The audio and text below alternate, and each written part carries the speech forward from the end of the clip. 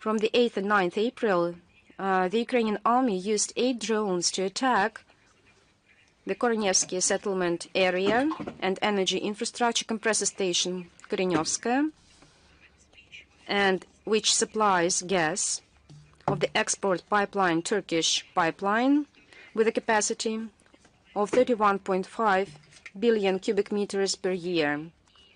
And all the drones were intercepted. But what is important is fact, because it was a deliberate attack of the Kiev regime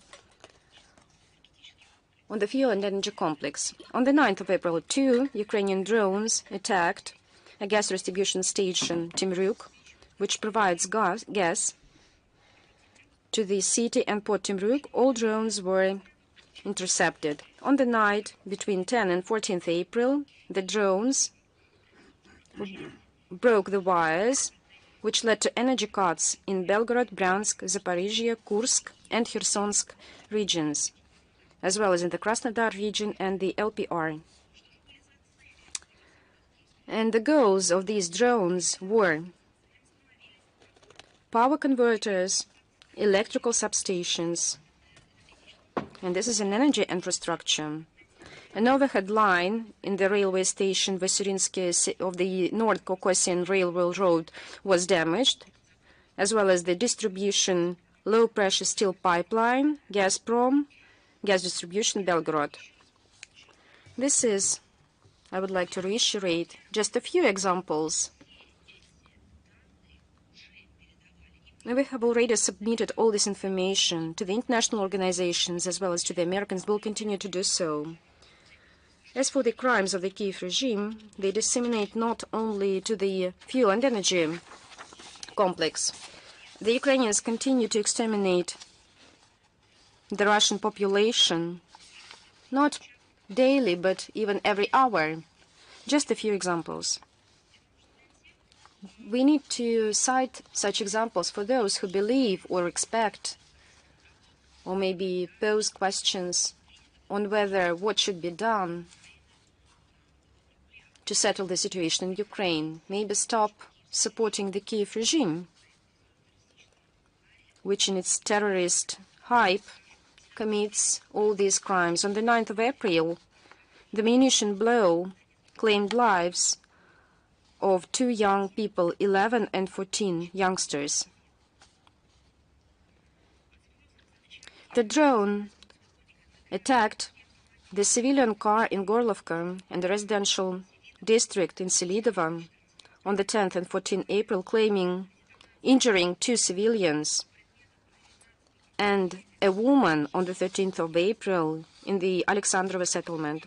The same day, the HIMARS attacked the Kiev district of Donetsk, damaging some civilian infrastructure, including boarding school and 2 higher institutions. On the 14th of April, the drones in the settlements of Buzhevka and Giry in Zoltarovka, the Kursk region, claimed lives of 5 civilians. In the Belgorodsk region, between April 12 and 14, the Ukrainian drones killed truck driver and injuring at least 5 civilians. On the 13th of April, the Ukrainian army shelled with the Nato Vampire MLRS the residential areas of Kamenka, Dneprovskaya region, Tokmak of the Zaporozhsky region. 3 houses were destroyed. The building of administration was damaged, but there were no victims, happily. But this strike was deliberately made on civilian infrastructure. And to put it most simple, on residential areas. On the night of the 15th of April, the Ukrainian Nazis made a suicide drone attack against civilians of Kursk and its outskirts. The strikes were deliberately made on residential areas and social infrastructure. The authorities reported about 24 multiple-story buildings, 3 of them damaged. Out of 9 victims, 6 were taken to hospital and 1 elderly woman died. One of the strikes was made deliberately on the ambulance station, on all those who should render and who should help and treat the wounded. 11 ambulance cars were under this attack and were damaged. All these drones were directed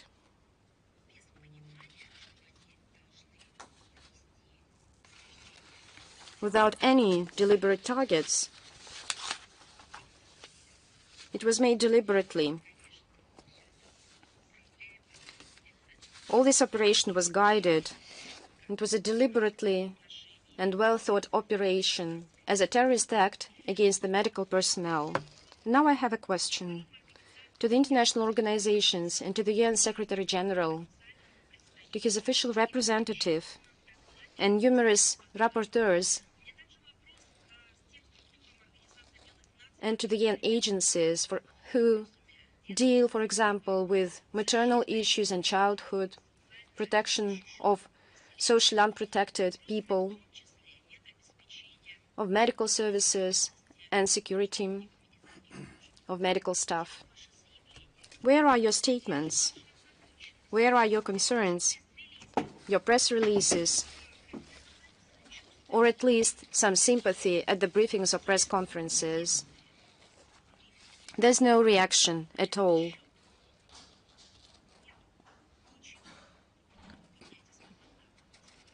You are badly fulfilling your duties. All these atrocities are being investigated by the Russian law enforcement authorities. In particular, the crimes against the citizens of the Kursk region.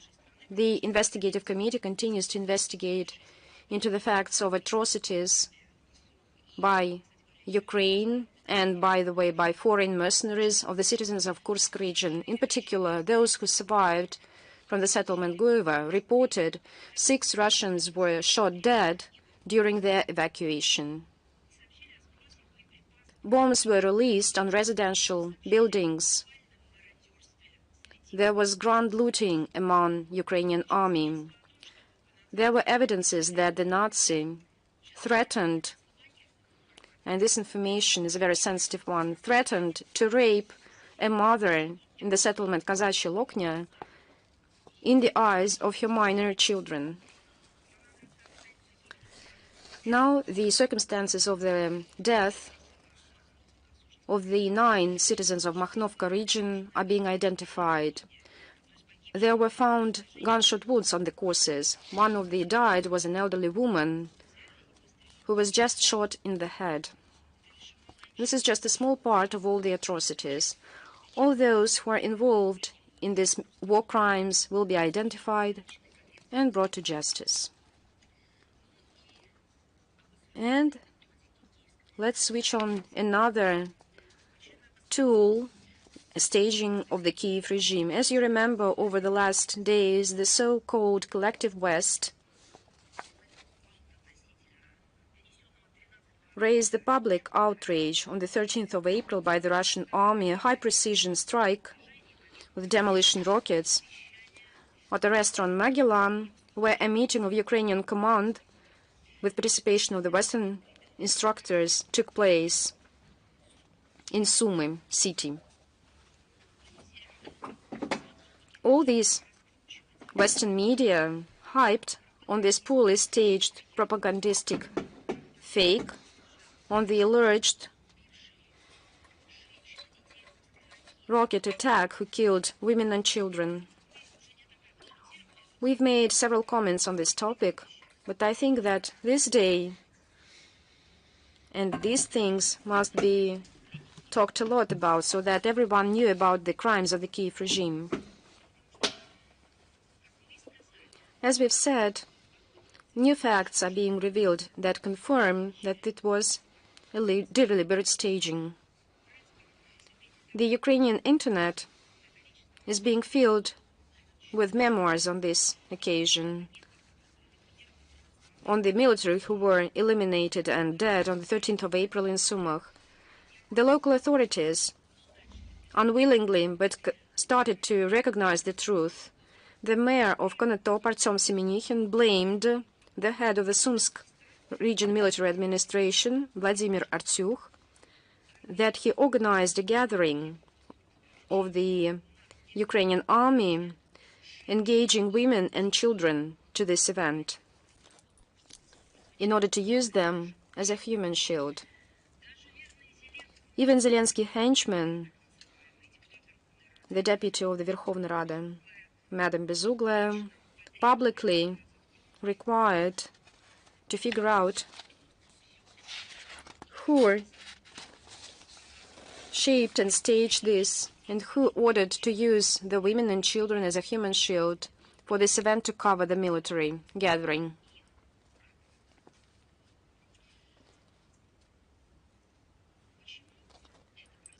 Why this happens? It's just simply because that the citizens of Ukraine, irrespective of their political views, become to understand that they were just used, that the person who promised to bring peace to them brought slaughter and extermination. He retained his power not by democratic means, but sacrificing civilians of his own country. The facts prove, and Zelensky was compelled to fire the head of the Sumsky military administration, Mr. Artyukh, de facto reaffirming the charges.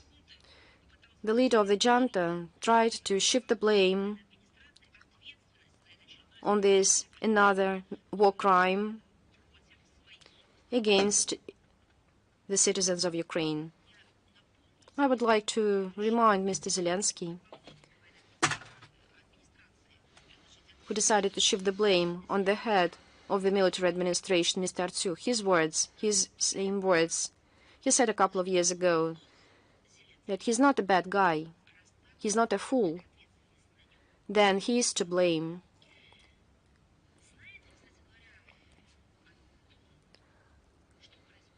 Whether Zelensky knows what's being happening in all these dismissals, memoirs of military soldiers, the human shields, whether Antonio Guterres knows about all these events, because just the next day following the attack and the goals and targets were legitimate, was, and I quote, alarmed by the Sunday missile attack of Russia on Sumy, and he blamed our country, and I quote, on attacking civilians. And right now, when the facts are revealed, equally as the situation in Bucha, when almost in 3 years there was no chance to release the list of all those dead, allegedly dead there. Right now, when there are new facts that this was a staging, I refer to all these stories of the Kiev regime about deliberate strikes of Russia on civilian infrastructure, on the children and women, when it became obvious and clear, maybe anyone in the Secretariat of the UN can find and be courageous enough to tell the truth. Maybe they'll find the strength to speak up about this. When the AFU attacked peaceful civilians on the Crimean breach, in the Moscow region and the St. Petersburg, the terrorists of the Security Service of Ukraine blow up Russian journalists, where the UAVs attacked the Moscow Kremlin, when the AFU preemptive squad members committed genocide and mass killings in the Kursk region and buried elderly people alive in Ruskoye Porechnoye, all those European peacekeepers were silent. The UN Secretariat just remember it, they diplomatically called for peace. Now when the gathering of militants was destroyed, everyone in unison started blaming Russia. And when they found out that the Kiev regime, it was the Kiev regime, the local Ukrainian military administration, made up this human shield to protect this gathering, everybody just lost their minds. That's how the Kiev regime tried to shield the ghouls with children, and they did it deliberately. And now all the curators and sponsors are trying to cover it up. We also noted the pathetic statements, exclamations, those screams, lamentations that this strike was conducted on Palm Sunday during a holy day for all Christians, and so on and so forth. Only now the international minority has suddenly become concerned with the situation in Ukraine, with the Orthodox Christians, with the holy sites, with only with the Palm Sunday on 2025. And before that, what was happening before that? There have been thousands of cases testifying to the fact that the modern Ukrainian neo-Nazis don't have anything left, don't have anything left holy in them. I would like to develop on the one more aspect, relations of Ukrainian banderites with the church. We are weekly, during our briefing, pointing attention of the public and the international organizations, and we are talking about this every day, how the neo-Nazis are damaging and desecrating temples, how they are persecuting clergymen, desecrating holy sites and remains of saints. And what about the West, which has suddenly remembered about the Palm Sunday, the holiday for all Orthodox parishioners? Did they only just feel this attack against the sentiments of religious people? No, they've just been criminally silent during all those years. The relevant human rights institutions and mechanisms are also silent. The High Commissioner's Office on Human Rights and the Special Rapporteur on Human Rights regarding freedom of religion and convictions, the ODHR and the personal representative of the current chairperson of the OSCE on fighting intolerance and discrimination are all silent. Such appeasement of Kiev neo-Nazis who are capturing Orthodox temples, who are persecuting the parishioners up to being physically, up to physical actions against them, attacking clergymen, and this is all being ignored by the West. The Russian side is gathering facts and publishing the corresponding reports. There have been 2 such reports on the illegal actions of the Kiev regime in regards to the Ukrainian Orthodox Church and its clergymen and parishioners. This report was published by the Minister of Foreign Affairs of Russia in July 2023. And in January 2025, we had the second such report, and the links will be provided in the text version of today's briefing. The reports are available in English language. They have been shared with international organizations. I haven't seen any reaction, any true reaction of international institutions to those reports. Perhaps everyone who have only just remembered the Palm Sunday occasion could find a couple hours to familiarize themselves with those reports. They have been written precisely on the basis of facts. All those crimes of neo-Nazis will be investigated and prosecuted. The Russian courts are continuing to sentence Ukrainian neo-Nazis and mercenaries for war crimes and other types of crimes. The commander of an engineering and sapper detachment of the AFU Marine detachment, Oleg Zavaletsky, was sentenced to 24.5 years for massacring a civilian in March 2022. In absentia, we sentenced the Ukrainian citizen Todor Panovsky. In January 2019, he attacked the Consul General of Russia in Odessa by throwing 5 flares, smoke flares, and a can with paint. He's been sentenced to 8 years in prison. An international search has been declared. Also, Brazilian and Finnish mercenaries fighting for the AFU have been sentenced to 7 and 14 years respectively. The Georgian legionary Georgi Goglidze was sentenced to 9 years. He has been captured in November 2023 in the territory of LPR. A militant from the 47th Separate Mechanized Brigade of the AFU, Boris Nikolenko, was sentenced to 15 years in prison. He was previously captured by the Russian forces.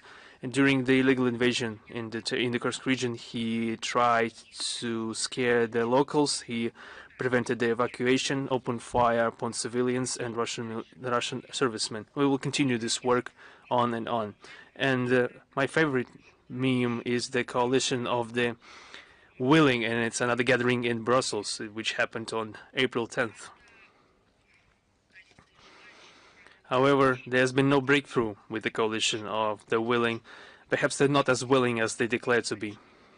Despite all efforts, Paris and London still can't reach unity for the support of the promoted, their mindless plan of placing a multinational peacekeeping contingent in Ukraine, numbering in its midst the detachments of some NATO countries.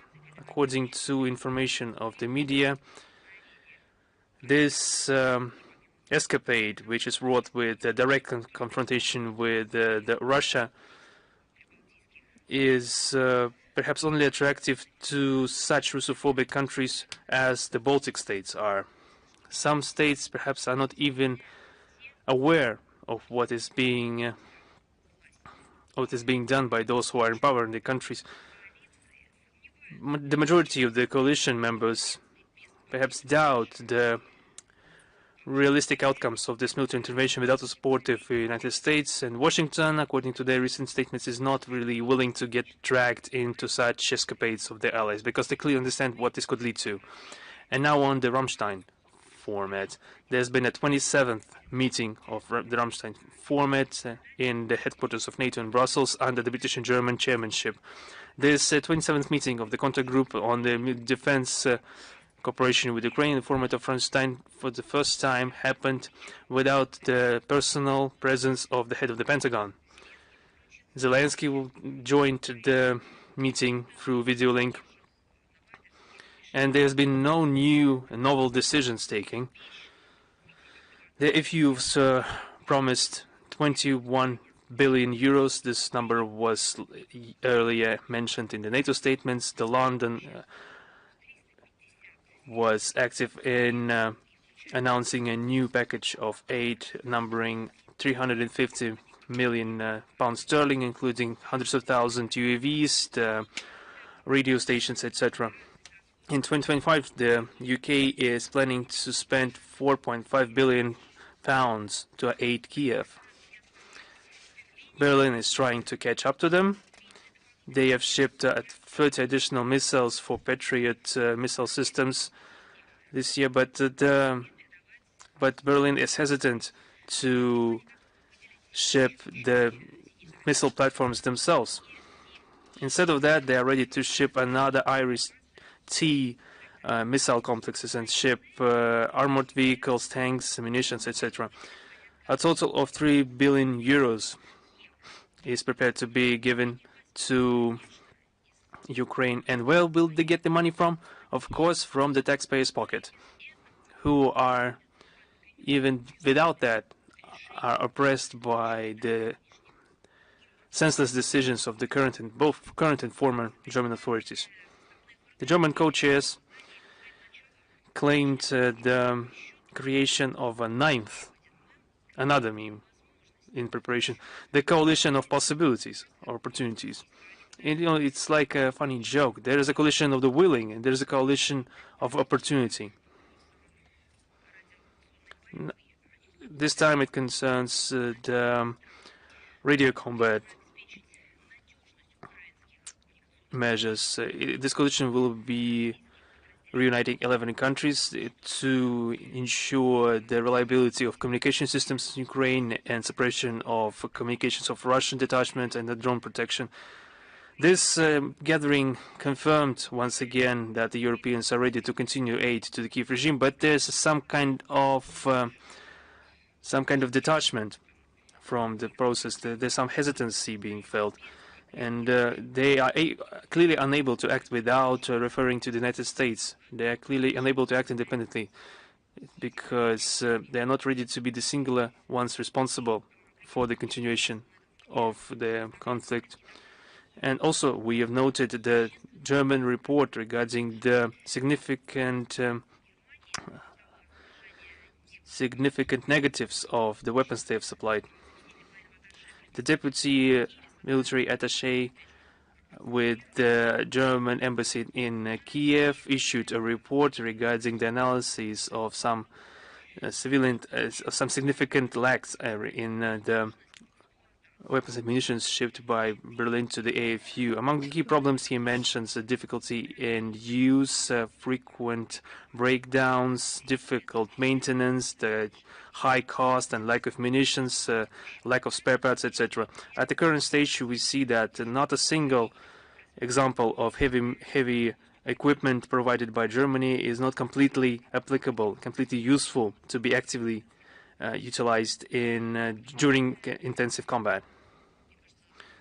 Such facts give us a reason to doubt Berlin's capability to be one of the most reliable suppliers of Ukraine when it comes to arms and munitions. And that's the very country that, as I already mentioned, participates in the Ramstein format, is making up new formats like the Coalition of Opportunity, is building up some defensive offensive alliances, etc.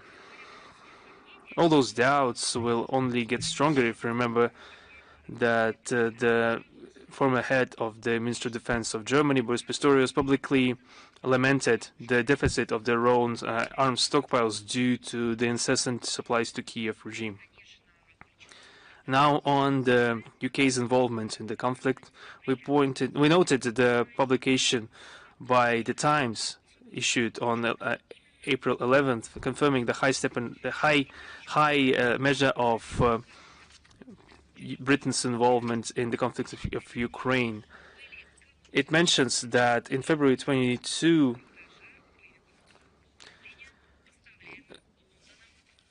dozens of UK servicemen were sent to Kiev to instruct the AFU militants to use anti-tank complexes supplied to London. In May 2023, after the storm shadows were given to Kiev, the British servicemen were transported in secret to Ukraine to help equip planes with those missiles and train Ukrainians to use them. After the failed counteroffensive in 2023, which was named after the then Minister of Defense of the UK, Ben Wallace, we see that this clearly testifies to the fact who was really responsible for the development of military planning and the conducting military operations of Kiev. That's another proof that, of course, we're not talking about just the Russian-Ukrainian conflict. We're talking about a hybrid war of the collective West, the NATO countries, the Western minority against our country through Ukraine. I wanted to remind everyone of the events that happened 11 years ago, because 11 years ago, on 13th February 2014, the Council of National Security of Ukraine adopted a decision on urgent measures to overcome terrorist threats and to preserve the territorial integrity of Ukraine, which was put into force the very next day by the order of the interim president, Alexander Lukashenko. That was the date where the notorious anti-terrorist operation began. They call it an anti-terrorist operation, but in essence, they just started the civil war on that day. The neo-Nazi regime started fighting their own compatriots, then compatriots in Donbas, who did not accept the government of victors, who have captured power, who have gained power in Kiev as a result of a bloody putsch in Kiev in February that year, and who have unceremoniously started to eradicate dissent and did the same thing as their predecessors 80 years ago. They started to eradicate all those who couldn't be called first-class citizens. Then this name, anti-terrorist operation, was used exclusively to present the Kiev regime as the victim of the situation. However, by declaring the anti-terrorist operation, Kiev decided to start a policy of state terrorism. Besides the constant shellings and bombardments of Donbas, just remember, the region was completely blockaded from the economic, financial, transport, and water standpoint. Since December 2014, the government of Ukraine stopped paying all social dues and transactions to the populations, including pensions and managing banking accounts of the population and the enterprises in the region. They disconnected water supply of cities and villages. And throughout all those years, Russia constantly tried to attract the attention of international public to that, not due to the political reasons, because Russia always supplied humanitarian assistance to the region daily. Remember how they perceived it in the West? I remember it very well. The large convoys of white trucks who started supplying everything that was helping save the civilian population in Donbas, so the food and medicine and generators to help them power the supply. And the West called it, I remember it very well, they called it an invasion. Then they tried to backtrack, but it was too late for that, because everyone finally understood that this was another fake news by the Western media. They came up with different excuses that those trucks contain tanks, munitions, even armed personnel. And this wouldn't be necessary if the Kiev regime didn't introduce the blockade that we mentioned, that was regularly mentioned, including today. Today, we are continuing to supply humanitarian aid, and we tried to attract the attention of the international community to what's happening in Donbas. We talked that the Kiev regime was massacring the ethnic Russians and other locals in the region. Yes, we call things what they are. We noted that accusing Donbas of terrorism was a complete falsification. On 31st of January 2024, this was confirmed by the International Court of Justice, which refused to accept DPR and OPR as terrorist organizations and Russia as a sponsor of terrorism. The UN, the ICJ rejected this label of terrorist organization and terrorist sponsor. This verdict disproved the main argument of Kiev, which was used to justify the war they unleashed against the peaceful population, and they confirmed that all actions of Kiev against Donbas were initially based on complete lies. Annually, on the 14th of April, our people mourn the victims of the Ukrainian aggression. We are grateful to all those who continue today to fight with the neo-Nazi criminals who came to our land and defend people and strives for peaceful skies. All the facts, there are a lot of them, besides just examples, once again reaffirm the relevance of the special military operation to denazify, demilitarize the Ukraine and eliminate threats coming from its territory. As our leaders said, it will be implemented. By the way, we can stop on the international response. Once again, we've made it on numerous occasions, but I would like to reiterate and bring your attention that the High Commissioner of the United Nations on Human Rights behaves incompatible with his mandate. He distances himself from the impartiality principle enshrined in his mandate and by the UN General Assembly 41.148. The double standards have become the distinct feature of the work of his office. It clearly ignores systemic, flagrant human rights violations in the Western states and their allies. And the response of the UN officials are very quick in their response to false facts in the unwanted to the West states. And an illustration, a striking illustration to such policy is the approaches of the Kiev regime to assess the situation, which stays beyond the High Commissioner's interests. And here we see multiple discrimination of the Russian language in all the areas. The Russian language is prohibited in all the areas of life in Ukraine, and anyone who speaks the language gets great fines, is under administrative prosecution, receives threats up to physical violence. This civil rights activist, Volker Türk, is not concerned about the situation with the freedom of speech and association in Ukraine, where political and public space was de facto cleansed from opposition parties, mass media, and public society. There is no word of condemnation on behalf of the High Commissioner in violation of the right to the religion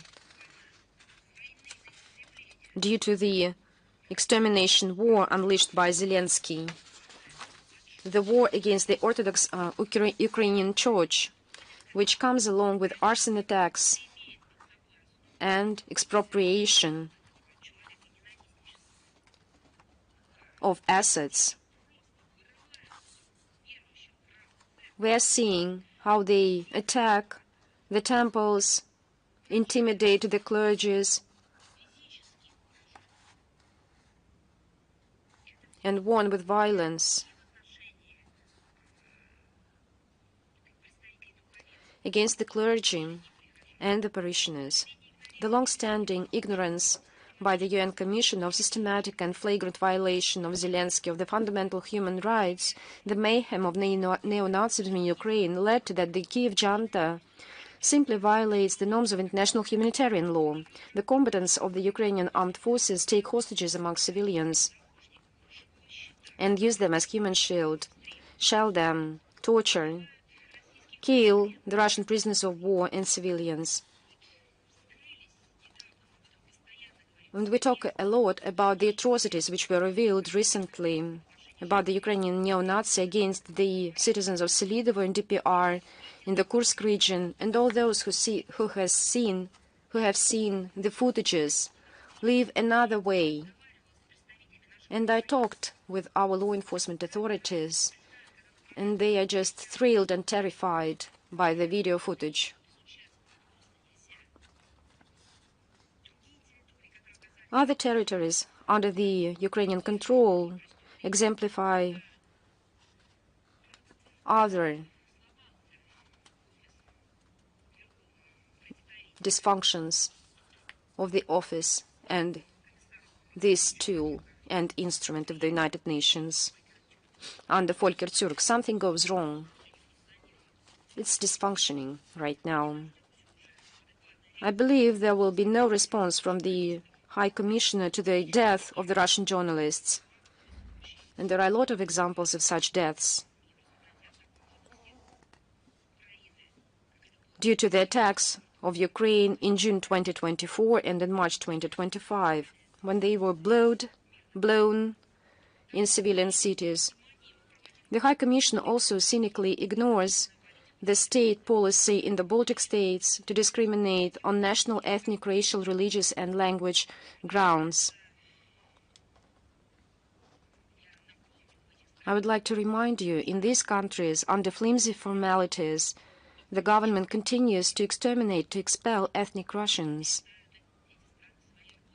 the Russians who consider this country as their motherland. Maybe someone was born there, spent the whole life, or worked for the benefit and for the well-being of the country, who had families, who raised children and grandchildren. And the last example of such denial of truth, on behalf of Olga Tsurk, this is a legislative initiative to ban the Estonian Orthodox Church under a bizarre pretext, the threat to national security.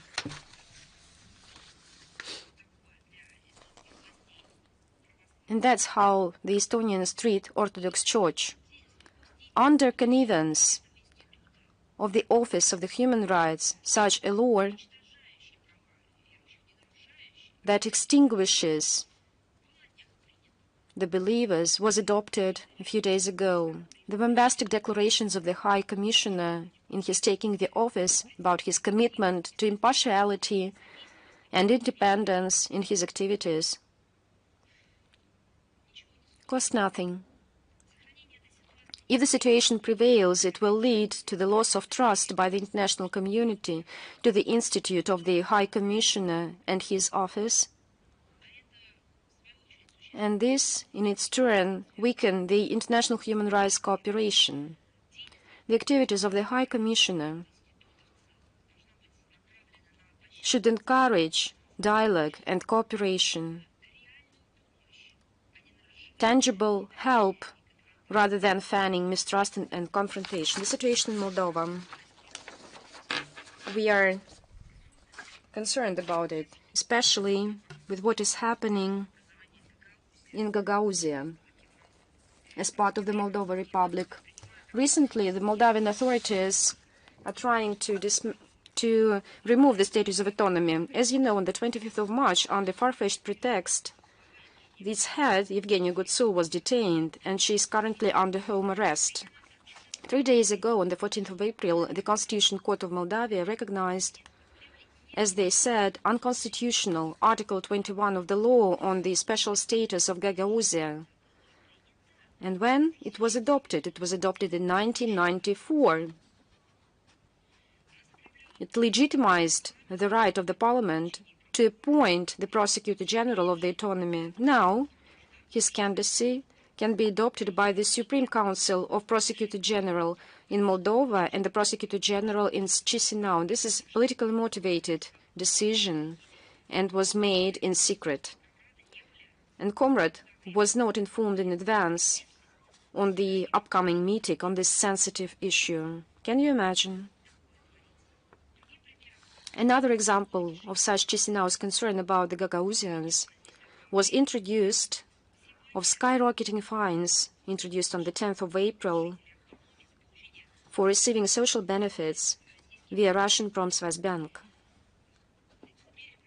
All this hypocrisy was shown that by all those who introduced the practice live at the grants and funds of the West, and de facto are the citizens of other states. Insinuations of some certain officials in Chisinau explicitly show to level all dissident parts of Moldavia, along with Gagauzia, living autonomy, or just the elements of autonomy, just in culture. We won't be surprised if another step of the Moldovan administration would be restriction of electoral rights of Gagauzia, whom currently can organize municipal elections. Maybe there will be a kind of record. 90 years ago, the same ideologists introduced in Western Europe special indications for the people of the second sort. For example, there were the yellow stars of the Jews. People were squeezed down to ghettos. And you know what happened after. Then there was gas cameras instead of ghettos. And that will be the further evolvements in Moldova by the administration of Moldova. We strongly condemn these totalitarian tools of the Moldovan authorities in Gagauzia, and we call on all the relevant international structures to the flagrant violation of human rights and national minorities and make Chisinau stop stifling the Gagauzian people. And all this happening in the heart of the European continent, in the part which is under protection of the Western public figures who allegedly concerned about human rights. And Estonia, on the 14th of April, Estonia adopted amendments to the law according to which the local navy are entitled to use force against foreign vessels. They can, and I quote, intercept, redirect, or other way force civilian vessels to change their direction and, if needed, to drown them. This mandate covers the maritime zone of Estonia, which includes internal waters, territorial sea, and exclusive economic zone of the country, which, according to international law, is not the territory of the littoral state. Russia strongly condemns these de facto, and let us call the things what they are, pirate ventures, because all the authority entitled to the Navy of Estonia fall beyond the international law according to the Maritime Convention 1982, which is a universal one.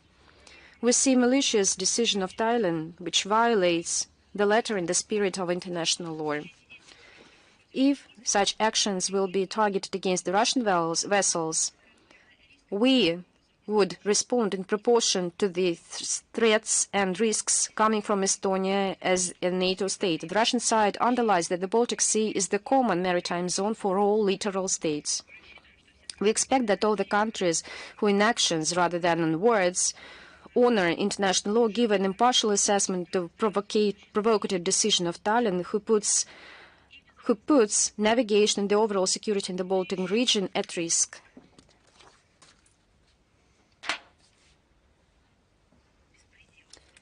And yet from another atrocities and events in Estonia. Estonia introduced and amended constitutions in order to deprive those who live permanently in Estonia of the right to vote at municipal elections.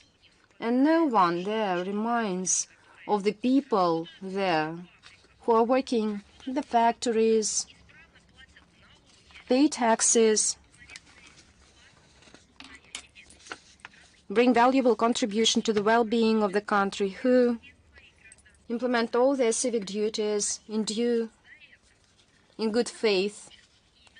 And for this, they are deprived of their right so that they belong to another ethnicity because they are Russians.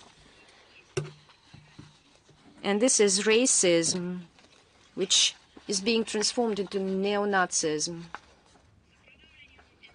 Behind this discriminative initiative is the aspiration of the local Russophobes not to deprive the considerate part of the Russian-speaking citizens of Estonia of their legitimate rights and to manipulate and falsify the voting results. Exclusion from the voting electorates of several dozens of thousands will work in favor of the nationalist forces and reduce the level of support by the parties who traditionally support the interests of the Russian-speaking minority. It is worth mentioning that the initiators ignored the urges of the Chancellor of Justice of Estonia to study the repercussions. And why should they do so if there is this nationalist, neo-Nazi frenziness? They did not grasp her finding that there is no connection between national security and local government. Moreover, the criticism of the authors of the constitutions, Union of Lawyers of Estonia, the mayors of Tallinn and Narva, where the main part of the Russian-speaking population of this country lives, was left unnoticed. There was an order, there was a plan to pursue the Russophobia, and they pursue this plan. With its another malicious step, the Estonian authorities violate all relevant international obligations and human rights, including adopted voluntarily under the United Nations and the OSCE, we will seek the international responsible strongly condemn this racist venture.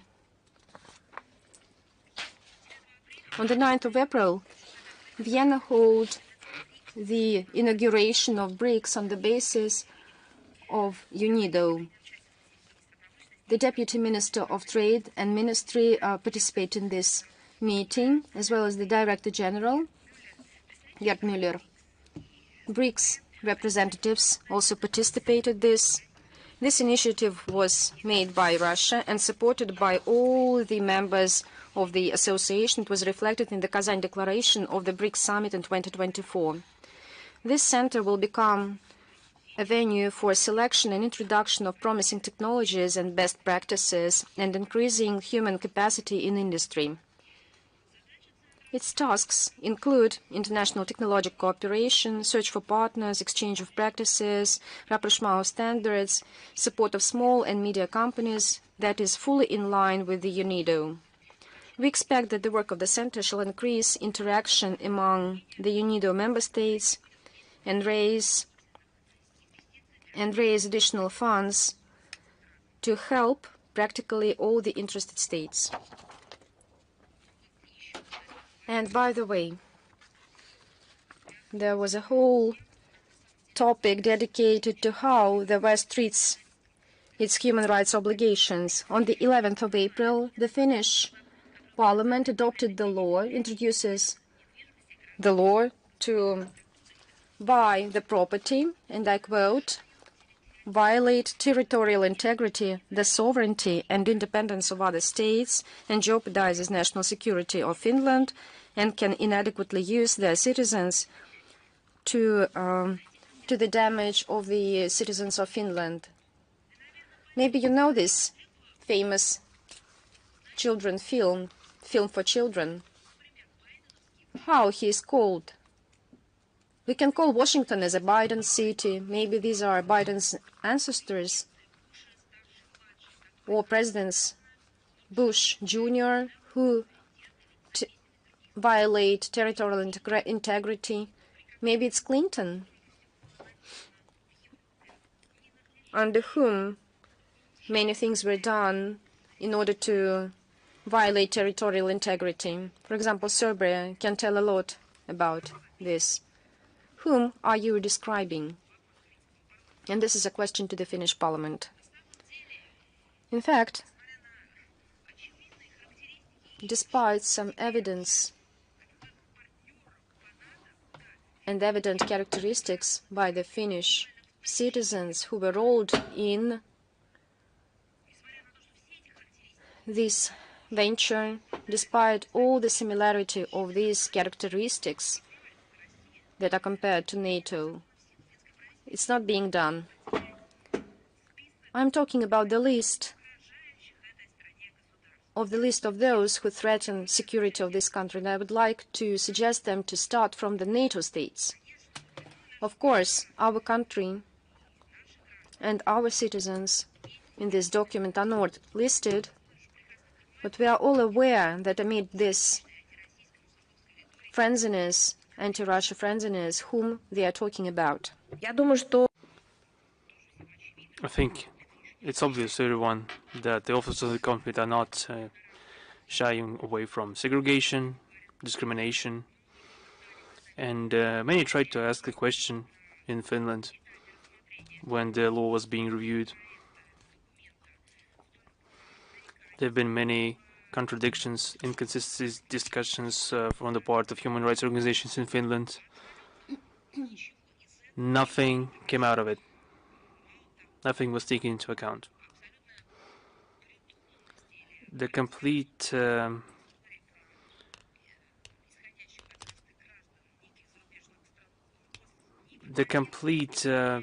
absolute ignoring of the baselessness of those accusations regarding to some part of Indian citizens. Nothing could stop them from adopting this heinous document. It's an They are pursuing an absurd but clearly desirable goal for them to damage the bilateral relations between our countries, to harm our citizens.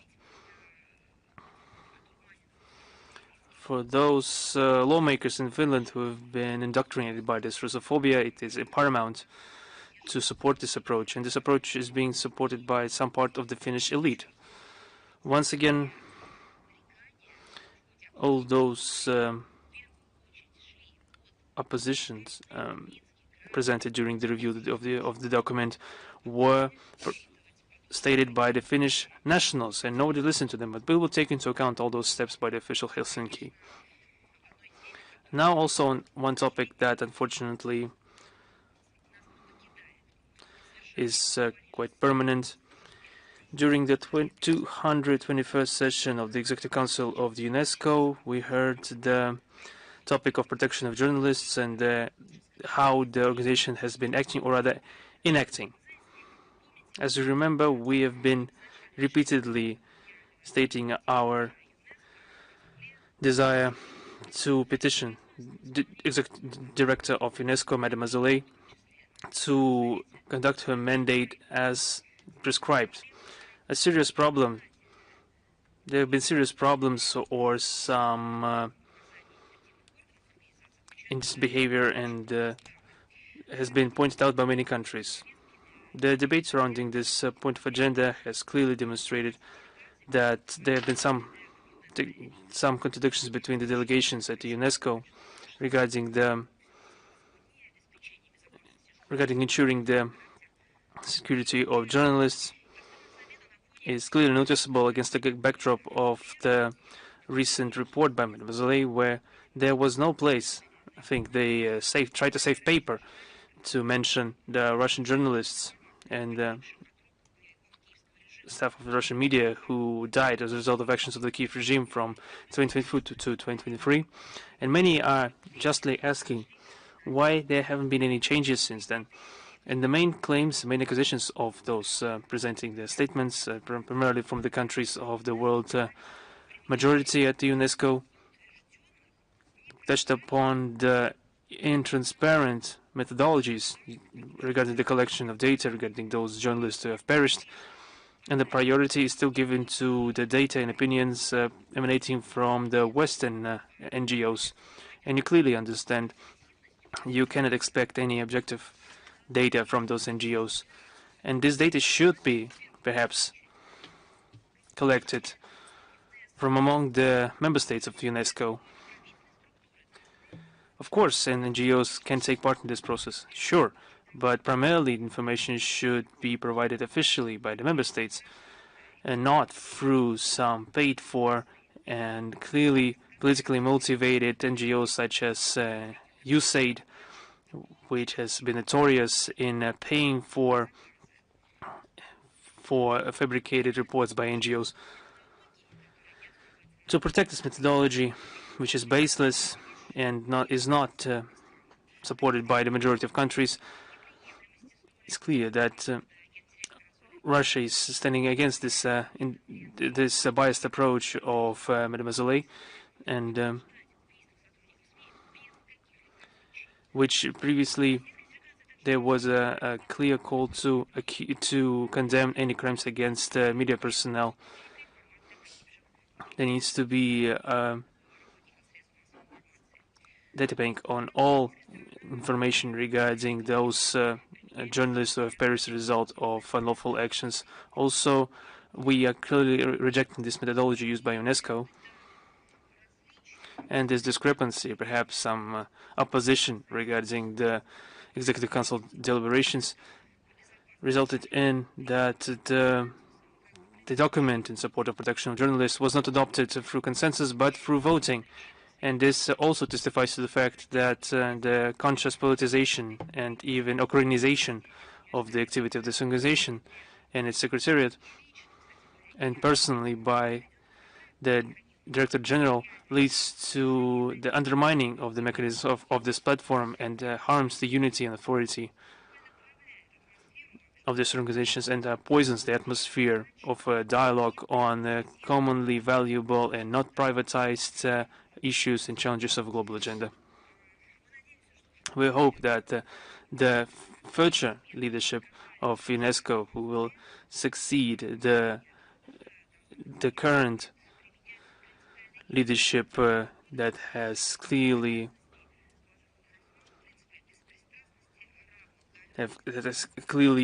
disgraced itself, will lead their actions according to the principles of unbiasedness, as should be expected from a UNESCO official. We are always informing you on the activities on the Second World War, and the heroes of the Red Army, and the most important battles, on the attempts of the Russophobes to tarnish the memory of Red Army, on the vandalism against the memorials, burial grounds in Europe, etc. Perhaps there could be an impression that perhaps some have this impression that Ukraine has already joined the European Union, but only this impression only true for the specific type of EU, the so-called brown EU, the EU of revanchists, of desecrators of graves, of revisionists, the glorifiers of the Third Reich, those who glorified the bloody executioners who destroyed, who killed millions of civilians in Europe. Perhaps this is the real European Union, and the Kiev regime has really joined this organization, so to say. We remember of millions of our compatriots who have died, and in a couple of days, on 19th of April, we will have a day of joint action in memory of genocide of the Soviet people by Nazis and their collaborators during the Great Patriotic War. The events will be organized in schools, universities, scientific and cultural establishment, regional and the municipal establishment. Every year the number of participants is growing, and this reflects the importance of this topic for our people. This day was not chosen randomly. On 19th of April 1943, the executive order of the Presidium of the Supreme Council of the USSR number 39 was issued on the measures of punishment for the German fascists perpetrators culpable of murder and torture of Soviet civilian population and captured Red Army servicemen, and for spies, traitors to the motherland from the number of Soviet citizens and their collaborators. The appearance of this document has become one of the first steps in recognizing that the Nazis have led a deliberate and well-spread campaign to destroy the peaceful population of the occupied territory, and that those actions should be punished. We have started a program called Without Statute of Limitations since 2021. We are informing during this project, we're informing the populace in cooperation with the National Center of Historical Memory. We are working with the Investigative Committee of the Russian Federation to solidify the crimes of the fascist invaders during the Great Patriotic War as an act of genocide against the peoples of the Soviet Union. We need to apply significant efforts to continue this work in the current circumstances of our opposition to the West, but our like-minded individuals support us in that action. The Russian-initiated statements of Minister of Foreign Affairs of the CSTO countries on the 75th anniversary of the verdict of the International Military Tribunal in Nuremberg, it is underlined that facts of expulsion and extermination by Nazis and their collaborators against the peaceful population of the USSR that have been delineated in the verdict should be evaluated as a genocide of the people of the Soviet Union. The similar statement was included in the final statement of the heads of the CIS countries on the occasion of the 13th year anniversary of the CIS. All those statements were sent as official documents to the ANGA. We pay priority attention to the further promotion and concretization of provisions contained within those documents. In 2023, the State Duma of the Russian Federation adopted a decision on the genocide of the peoples of the Soviet Union by Germany and its accomplices during the Great Patriotic War 1941-1945. On the 6th of April, the Federation Council approved the federal law on the commemoration of the memory of the victims of genocide of the Soviet people during the Great Patriotic War 1941-1945 and accepted and issued an statement towards the foreign parliaments of foreign states and the people of the world on the inadmissibility of falsifying the history of the Second World War and the rehabilitation of Nazism. For us, it's of paramount importance to have the recognition that the crimes committed by the Hitlerites at the territory of the Soviet Union during the Second World War could be recognized as the genocide against people of the USSR. We are conducting joint work with the CIS, international platforms.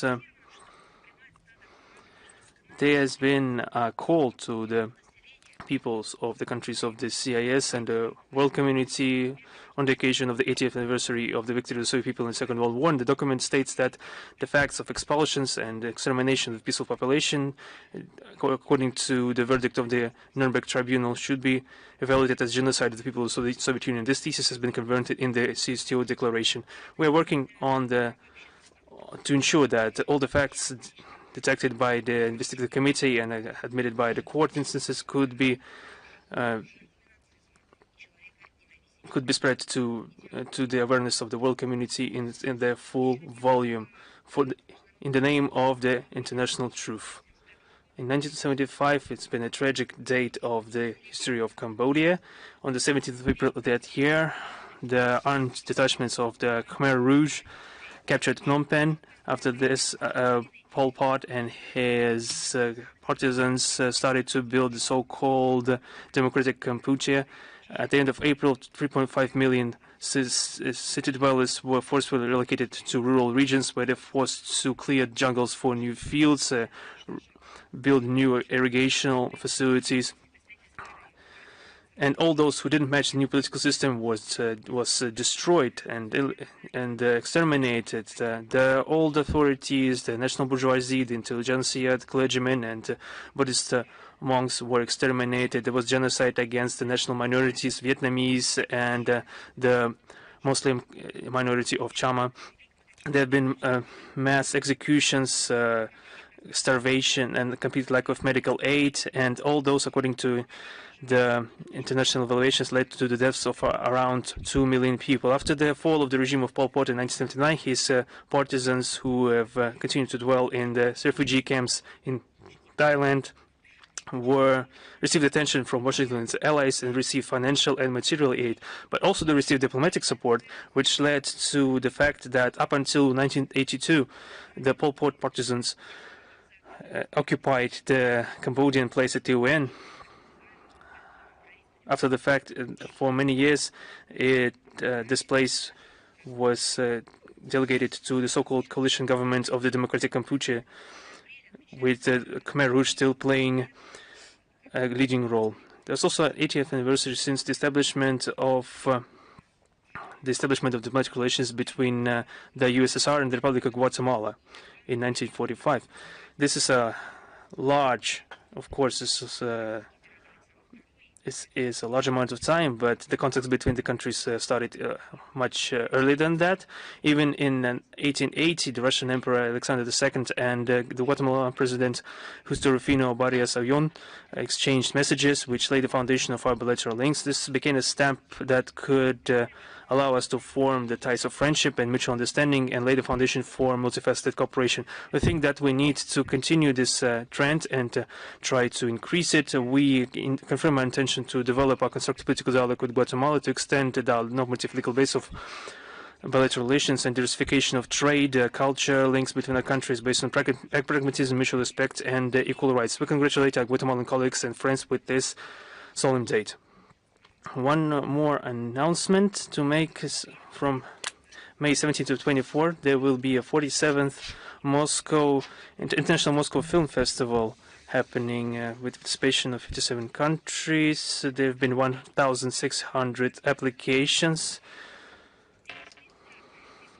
Everyone understands that the International Moscow Film Festival is is a worldwide event, but the number of applications exceeded the previous year by 17%. This testifies to the growing interest towards this event from among the cinematographers all around the world.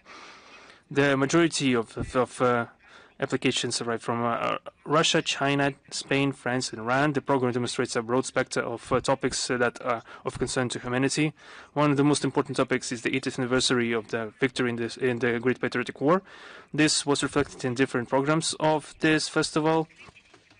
The festival will be opened by the military movie His Name Was Not on the List by Sergei Korotayev, together with Vladimir Mashkov, Vladislav Miller, and Alena Morilova in the leading roles. This is a historical drama on the valor, faith, and the love for the motherland, which is made after the novel by Boris Vasilyev with the same name. The International Moscow Film Festival helps establish cooperation between cinematographers all around the world and popularize the creative achievements of the Russian and foreign cinematography and further understanding of the cultural ties and between our relations between our countries. Also, on 19th of April, we celebrate the 180th anniversary since the birth of the Minister of Foreign Affairs of the Russian Empire, the Count Mikhail Muravyov. The brilliant diplomatic career of Mr. Muravyov began in May 1864, when he was appointed junior secretary within the Russian mission at Berlin.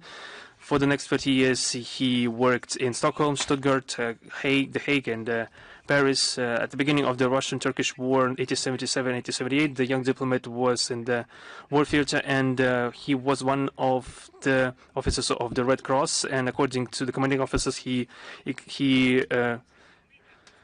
reflected, he acted with the utmost respect. And since 1893 to 1897, he was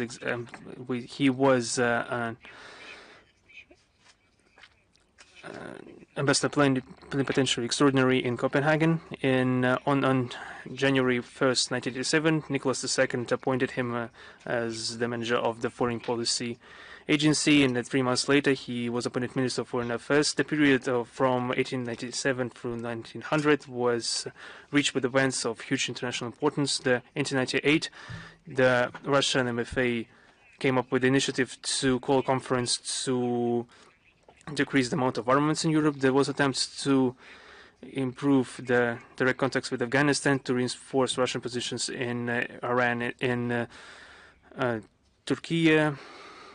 He also helped increase our ties with France during his visit in 1987. I will give a direct quote from the document that was presented to Nicholas II. There was a very detailed report to His Highness the Emperor Nicholas II, submitted by Muravyov, and the Emperor made a written remark, that he read the report with huge pleasure. It was underlined that the negotiations of Muravyov in the French capital were successful and helped to reinforce the mutual understanding of both countries regarding the deterrence of Germany and the UK on the European continent. Mr. Muravyov also was one of the main initiators of the Russian-Chinese Convention of 1897 regarding the rent of the Port Arthur and the Liaotung Peninsula base. The agreement, there was also agreement between Russia and China regarding the railway construction in Manchuria and outside Mongolia, and also regarding the Chinese Eastern Railway towards Beijing. In 1897, we extended our links with other countries. There was official embassy to Abyssinia. The mission in Washington was transformed into an embassy. New consulates were opened in Iran and Morocco. Mr. Muravyov suddenly died on June 21st, 1900 in St. Petersburg. In the MFA documents of that time, it was pointed out that the sudden death of the minister caused deep concern and the true deploration. And this 3-year period of him presiding over the ministry was very important for the history of our country. On the 22nd, 26th April, there will be held the first forum of young diplomats Russia-Africa. This will event will bring together young diplomats from Russia and Africa to discuss the relevant issues of international cooperation. This forum will become yet another example of the concept of horizontal diplomacy implemented by the Ministry of Foreign Affairs in order to develop the network of the platforms of informal communication between young diplomats. The main topic is the diplomacy of victory, dedicated to the 80th anniversary of the Great Patriotic War. This meeting will invite foreign ministers of foreign affairs and other young people between 25 and 40 years responsible for international cooperation, economic, political, cultural, and humanitarian areas, as well as responsible for the development of our relations in the areas. The forum will comprise the participation of 60 diplomats from 40 states. The delegates will be prepared with an intense program, as well as events to fight neocolonialism, cultural and humanitarian cooperation between Russia and Africa, and sports diplomacy. The last day of forum will be, on the last day, there will be the adoption of the new members of the International Association of Young Diplomats, established upon the initiative of the Council of Young Diplomats of the Ministry of Foreign Affairs in 2017 in order to strengthen cooperation between young experts. And it comprises about 200 diplomats now. And I'm ready to answer your questions. Is International Life with us? Good afternoon. Recently, we've got information that in Germany and France, they can be reconsidered partial return to buying the international gas from Russia. And this is amid deteriorating relations with Washington.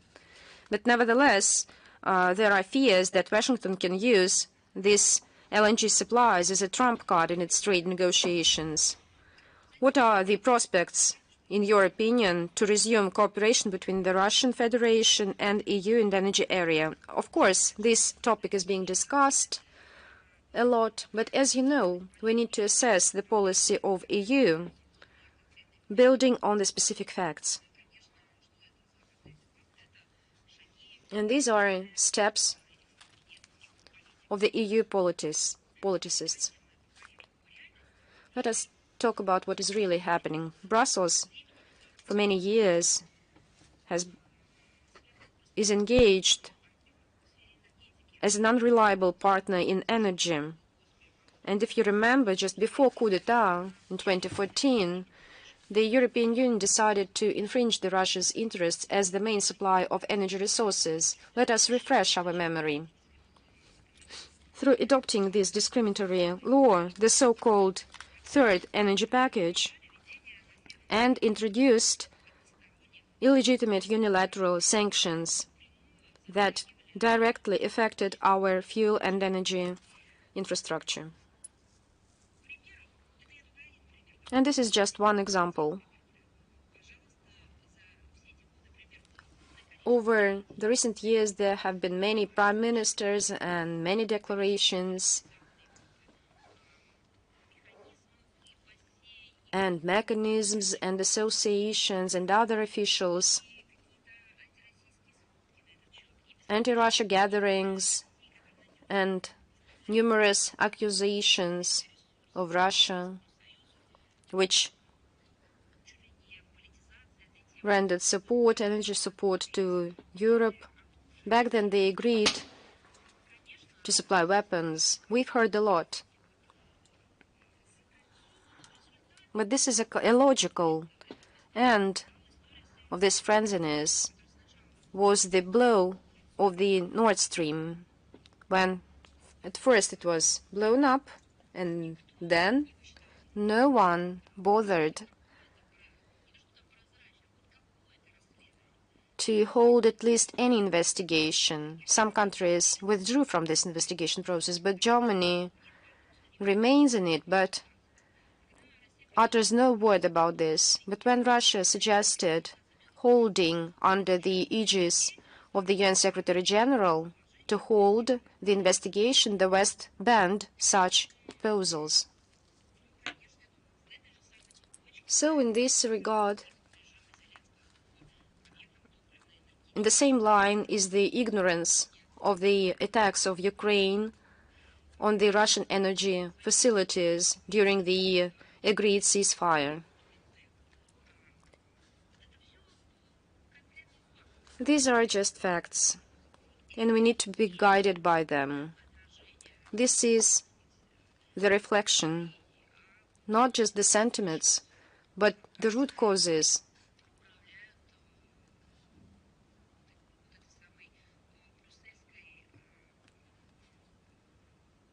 that govern in the Brussels bureaucracy.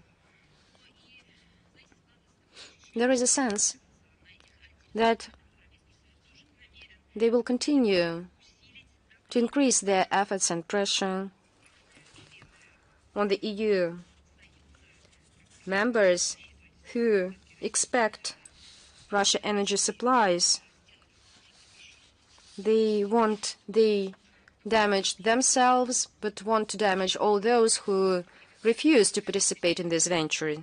And in this context, the European Commission prepares the roadmap to implement the policy of full denial from Russia energy. There were many documents written in this regard. I think it's about the measures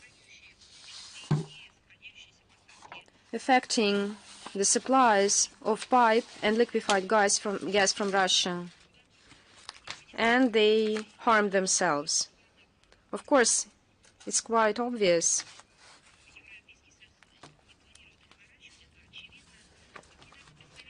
recently. The European Commission representative Anna-Kaisa Itkinen in Brussels at her briefing said that the European Union is ready to hold talks with the US and other partners in order to replace the Russian gas.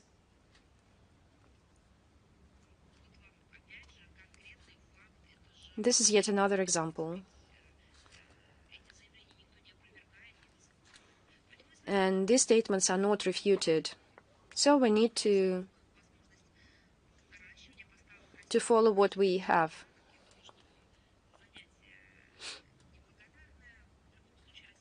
I think Russia has always been a reliable supplier of energy resources.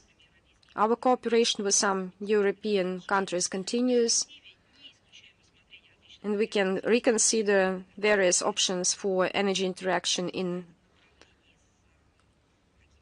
with some certain states, of course, with due account of our economic interests.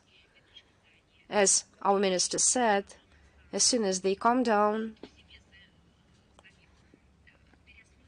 and reconsider their ideology, maybe then we can reflect on this issue from the other perspective. Right now, we need to build on the things we have. And there are no indications that the current leaders of the EU will reconsider their position as for denial of the Russian energy resources, which lead to stagnation of the European economy and a dramatic drawdown in the level of incomes and living standards. We don't see such indications right now.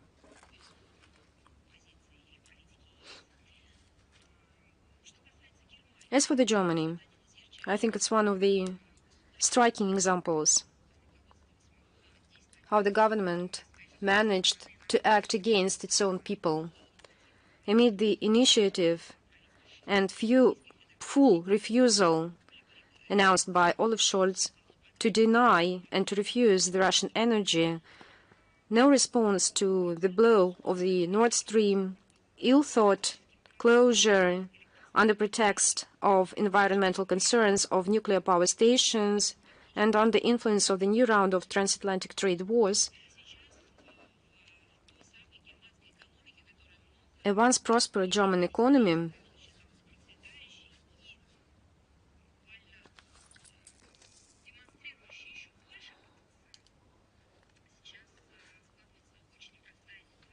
undergoes a complicated situation. Business community is leaving, it's registering in other states. There are fears of what is happening in their country. Amid this backdrop, when a year ago German journalists came to Russia to clarify whether Russia can resume supplies on the part of the Nord Stream that was not exploded, and obtained an affirmative answer, even with the time frame when we can do it. The German government warned them even to close this mass media. When someone from the mass media politicians uttered their word about resumption of energy supplies from Russia, when and if in the future this was put under pressure and labeled as Russophobia and so on and so forth. But the result is very visible.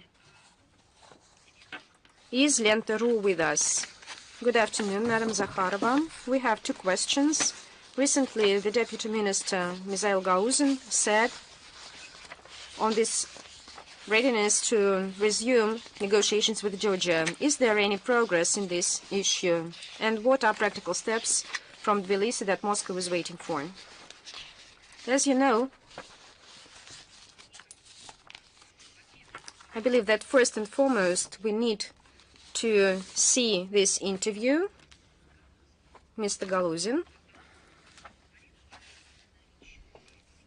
and he looks into it, but I can say that our ministry and our representatives reiterated on numerous occasions that diplomatic relations between Russia and Georgia were interrupted, as you know, not by Russia, but by Saakashvili's regime after aggression against the citizens of South Ossetia, against Russian peacekeepers and our citizens. Now, Saakashvili's regime, exactly for these things, is being harshly criticized by the public.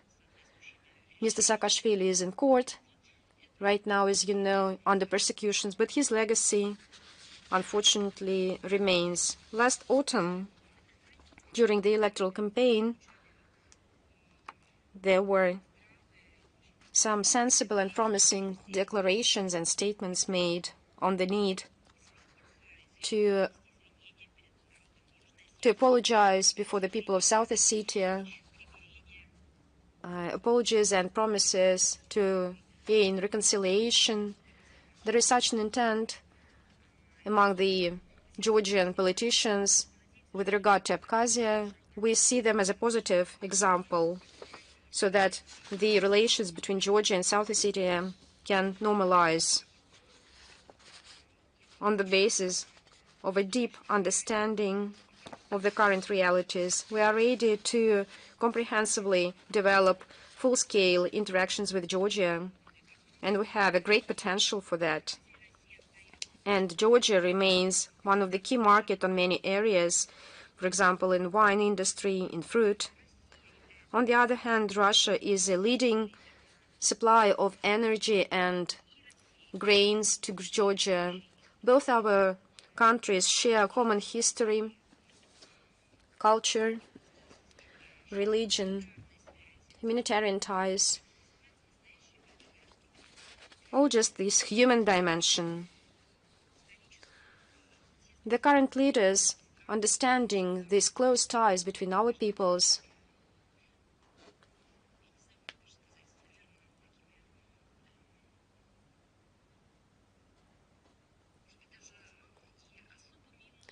some special emotions that we share to each other,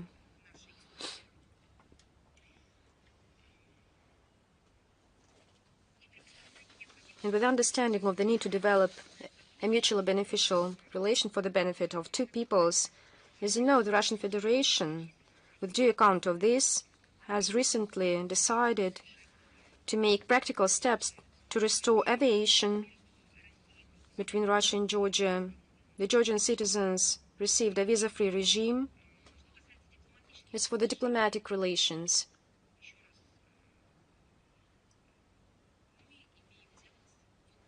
we have to do with the terrible legacy of the man who was called as a criminal in his own country.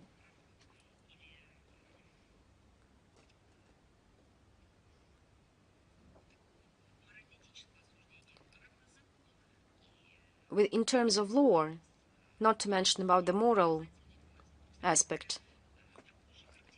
The same characteristics was given to him by international institutions who investigated into the 2008 events. When it comes to the diplomatic relations, we can restore them. We can go as far as the Georgian side is ready. We have no restrictions, and we call on everyone to carefully analyze the statements and the interview made by the Deputy Foreign Minister, Mr. Galuzin. And we all see the link in the text of the briefing. And I was quoting very close to the text. And my second question, the High Representative of the EU on Foreign Affairs and Political and Security Policy, Kaja Kallas, warned the candidates from the European Union to go to Moscow on the 9th of May, and Zelensky invited the leaders of Europe to come to Kiev on this day. How can these statements influence the commemoration of these events in Russia? And who can we wait from the European leaders on the 9th of May and the day of victory? You know, their friendliness impacts themselves because they can be ridiculed at, and they are ready to do so, in terms of reincarnation of the past of their countries, so that to assert themselves at the current positions that builds upon Russophobia, anti-Russia phobias,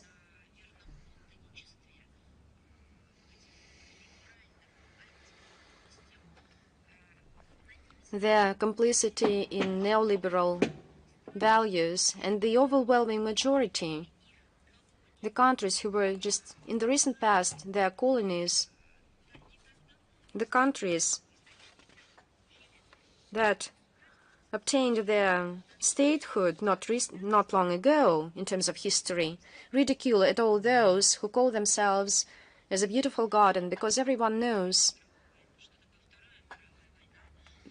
the Second World War and the rule about Soviet soldiers and the USSR, the role of the Red Army and its soldiers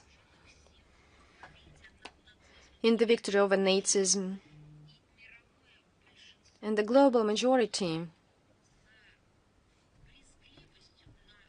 looks at it with a certain outrage on all those who pursue the values of neo-Nazis and Nazists, who glorify the criminals, the crimes committed by their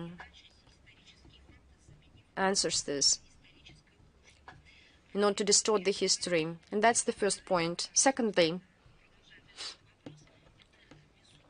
this frenziness is disastrous to them themselves. The second point, we have our own vision on how to hold events in commemoration of the 80th anniversary. And I talked about initiatives today. We have like-minded states. We have tasks and objectives to restore the historical memory and to preserve it. Of course, we shall continue to eliminate the fake news, to reveal them, do whatever we can so that to provide the maximum information. You know how archives are being revealed, how our ministry releases the reports that were known made publicly available on the fake events of that times. We have a lot of notebooks, films, documentaries that are being filmed or even restored, take into account this video footage of that times. You can see all these novels in relation that describing that times. You know, this intention paid by the public organizations in our country to the veteran associations or the captives of the camps of concentration camps, and you know that the support of the state, because that's another important aspect to preserve the historical memory. We can see how our education, school education, preschool education, higher education, reveals its doors and programs so that history can finally take a decent place despite some other areas of high use and great use, but history is being promoted in other direction. Perhaps if you push history aside, you will be doomed to repeat the mistakes of history in other historical periods. But perhaps if you talk about the influence of what they've made up, and this will only reinforce us in our position. Whether we see a signal, we see in those actions a signal that we shouldn't go back on our ideas. We shouldn't trust them again. We shouldn't do this if they promise, if we stop giving attention to our national priorities, our history, then they would shed the light to us of prosperity and well-being. We've already gone through that. We understand that it's not the case. When we give an inch to forget our history, we experience everything on the contrary. We experience a rain of attacks and the flurry of accusations. And in their frenzy regarding the Second World War, if there's any sense in that frenzy, only in reinforcing us on our own positions. And this testifies to the fact that we have chosen the correct path. Thank you very much. Thank you. Is Ria Novosti with us? Yes, good afternoon. Can you hear me? Can you hear? I can see you even better than I can hear you. Yes. If you allow me, Christina Rodriguez from Ria Novosti, I saw you so well that I even recognized you. Thank you. Thank you. That's very good to hear. We have two questions today. The first question concerns the topic that you mentioned today regarding the protracted discussions at the UNESCO regarding the ensuring security of journalists. How is that situation with that affair in other international structures such as the OSCE? How does Moscow evaluate the first steps of the recent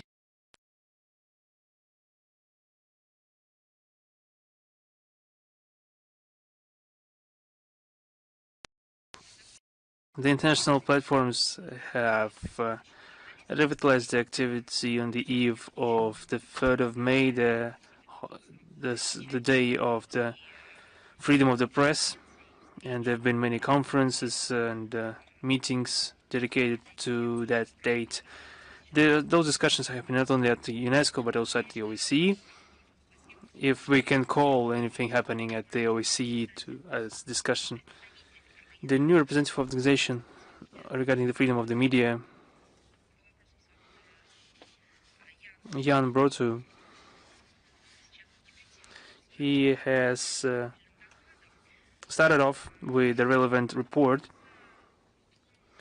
and I think he had enough time to see for himself what troubled heritage he had, inheriting the situation from Teresa Ribeiro, his predecessor, who has completely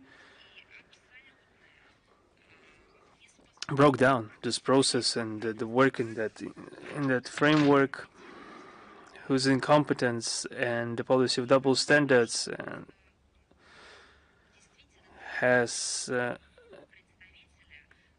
resulted in tremendous efforts to be made by the new chair to restore trust towards this institution. It's like this. Since the time she was appointed 4 years ago, she has paralyzed the work of the OSCE in that direction. It came to the fact that the former representative introduced a norm of a conscious ignoring of bloody crimes and terrorist attacks against journalists. And I'm talking about the crimes of the Kiev regime neo-Nazis against journalists both in Russia and Ukraine that they deemed as rogue.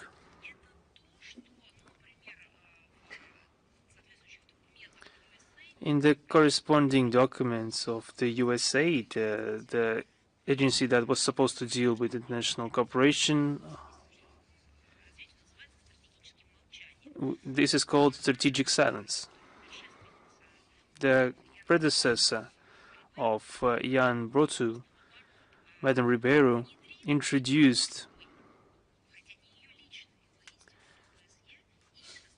the strategic silence to this OSCE institution. This was an entire genre of work, this inexpressive silence. Sometimes they were staying silent with in quite colorful manner, but they still stayed silent. They weren't intending to have an exchange in opinions. They weren't intent on dialogue.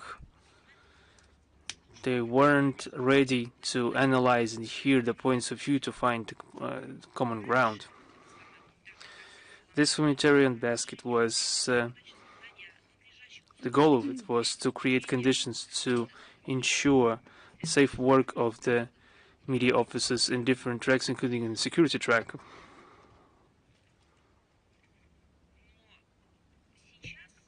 But now, what is left of it? Where are the results? There is nothing of value.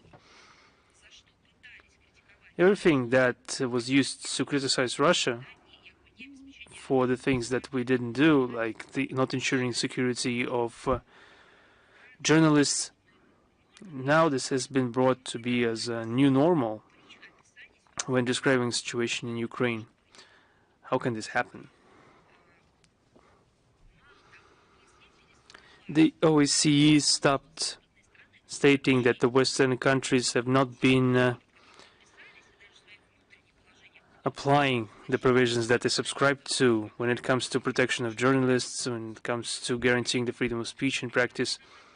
But they continue to parrot this idea, but in practice they're not using those instruments. In recent years, they've developed and elaborated or unveiled new or perhaps old reincarnated forms of pressure against those who don't think the same way as they do, new forms of content. They've been also applying repressions and terrorizing measures. But every time in the last 4 years, the OSCE provided an indulgence for the Western media for the acts that we have been describing. And the topic of media and media officers became, in the recent years, an instrument of political manipulations of the countries of the West within the OSCE, this Western minority of states, and an instrument of pressure against the states of the world majority, the instrument of manipulating information to serve their own short-sighted goals.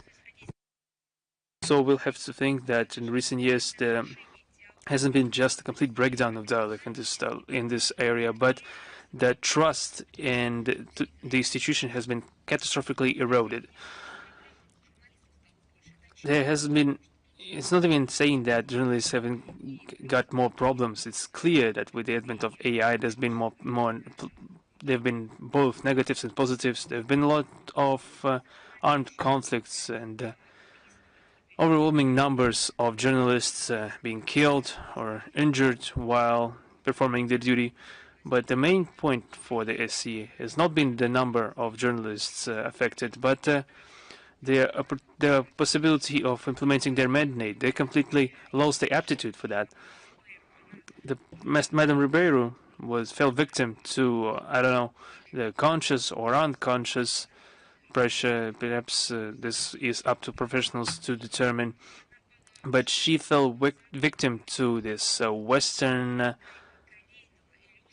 narrow scope approach, where the Western officials ignored all agreements, declarations, and documents signed by the West only to push through some topic that they thought as preferable, the agenda of the day, as I can call it. She couldn't counter it on her own track. That's why journalists don't even have any trust left towards this institution. I'm not even talking about Russian journalists, but if we listen to the representative of the media from other countries, they neither do they. They don't have any trust. They don't see any added value in this institution, and no value at all in the OSCE institutions. So, if there is a will, at least it was enunciated then, there is a way to, by improving trust, only through meticulous and how do I say it, a laudable execution of their commitments in the appointed position. I would even perhaps delineate the criteria that would be necessary to be implemented in the work of the institution of the OSCE representative on the freedom of speech. Clear, honesty, unbiased approach when carrying out their duties, without any political preferences, sympathies, antipathies. I think that's perhaps somewhere close to perhaps the code of conduct of a doctor or a teacher. Thank you. Thank you. And my second question, on the 10th of April, the head of the EU mission in Chisinau, Yanis Mazeiks, claimed that he doesn't preclude Russia's involvement in interference of Russia in the parliamentary elections in Moldova this autumn. How would you comment on that? I think this is some kind of a plague that they have been getting infected with, and before they get cured or until they develop an intellectual immunity to this plague, they will continue to spout this nonsense. If you give evaluations, it's all hypocritical. This is all lies and manipulations, double standards. This is all spreading of fake news, and this is a game for the internal audience to influence the democratic electoral processes. Let me just give an example. On one hand, Russia is accused of influencing electoral process and justice process in Moldova. We are also accused of cyber attacks, misinformation, etc., etc. However, they didn't provide any proof, no facts. Just give some proof as facts proving that we are actually doing something.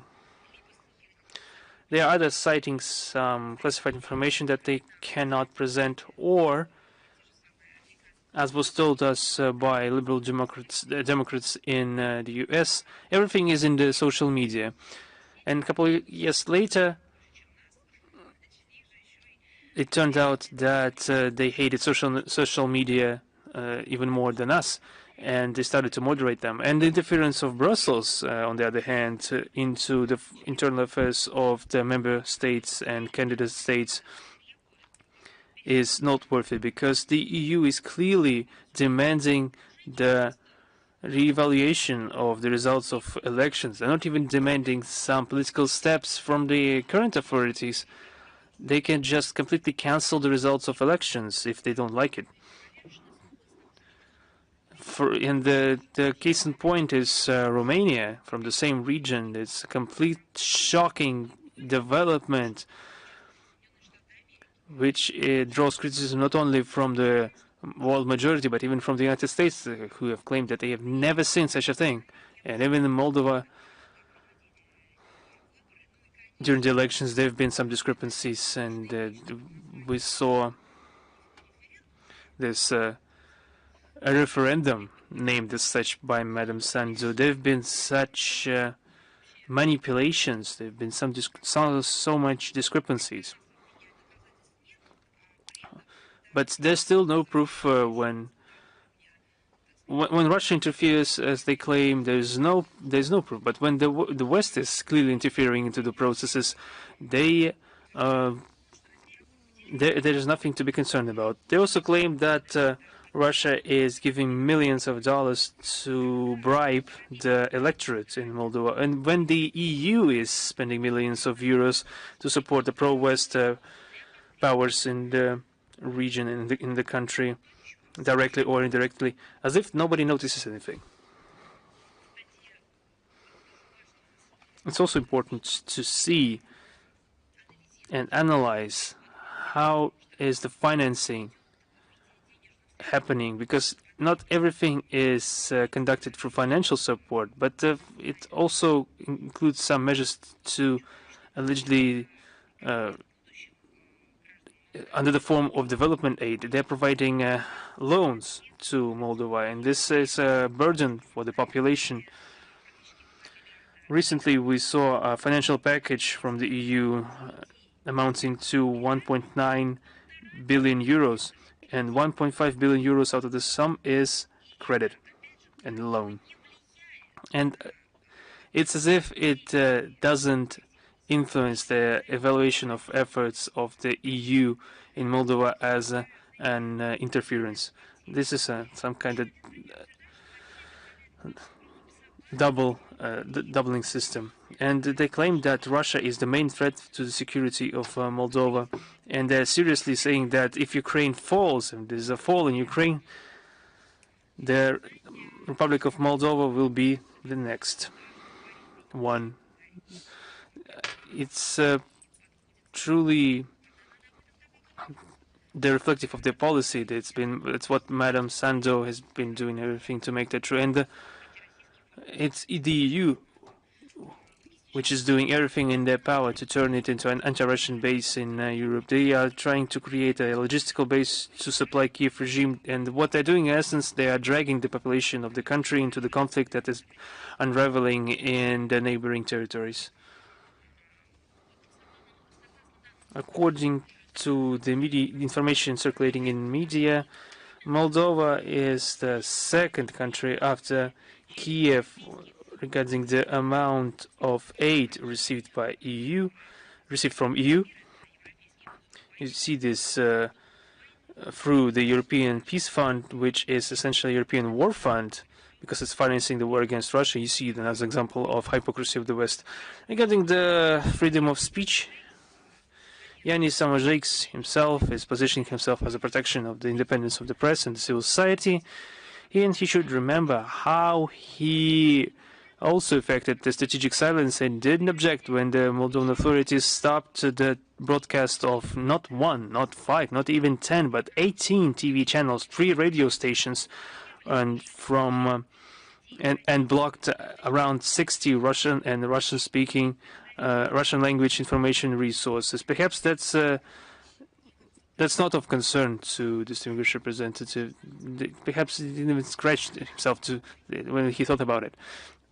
Perhaps that's another matter. There can be no double standards. When it comes to double standards, it means that there are no at all. And we are coming to yet another conclusion. This is a biased position. Mr. Mazhaikas voiced the true reasons of the so-called concern in Chisinau in September 2024, before the elections, presidential elections, and this notorious referendum on the accession of the country as a member of the EU. One of the European projects, and he said back then, and we talked about this, the possibility to buy of agricultural lands of Moldova by the Western transnational companies, corporations. As you remember, this just made the news in the mass media in the West. By the way, even local authorities should safeguard the interests of its citizens, but then they put it as if nothing happened.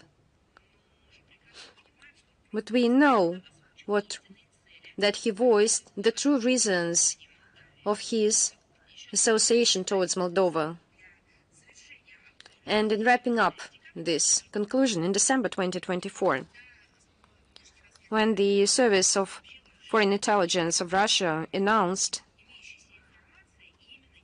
and informed that Yanis Mazeiks required the Moldovan authorities under any pretext to bring to justice the leaders of opposition groups that advocate the mutually beneficial dialogue with Russia and dismiss the head of Gagauzia, Yevgenia Gutsu. They don't know what to do with her. In March, as you know, and we spoke about it today, she was detained at the Chisinau airport, and right now she's under home arrest. Now you see the EU democracy in practice. So we need to consider this, and the Moldovans should consider this as well.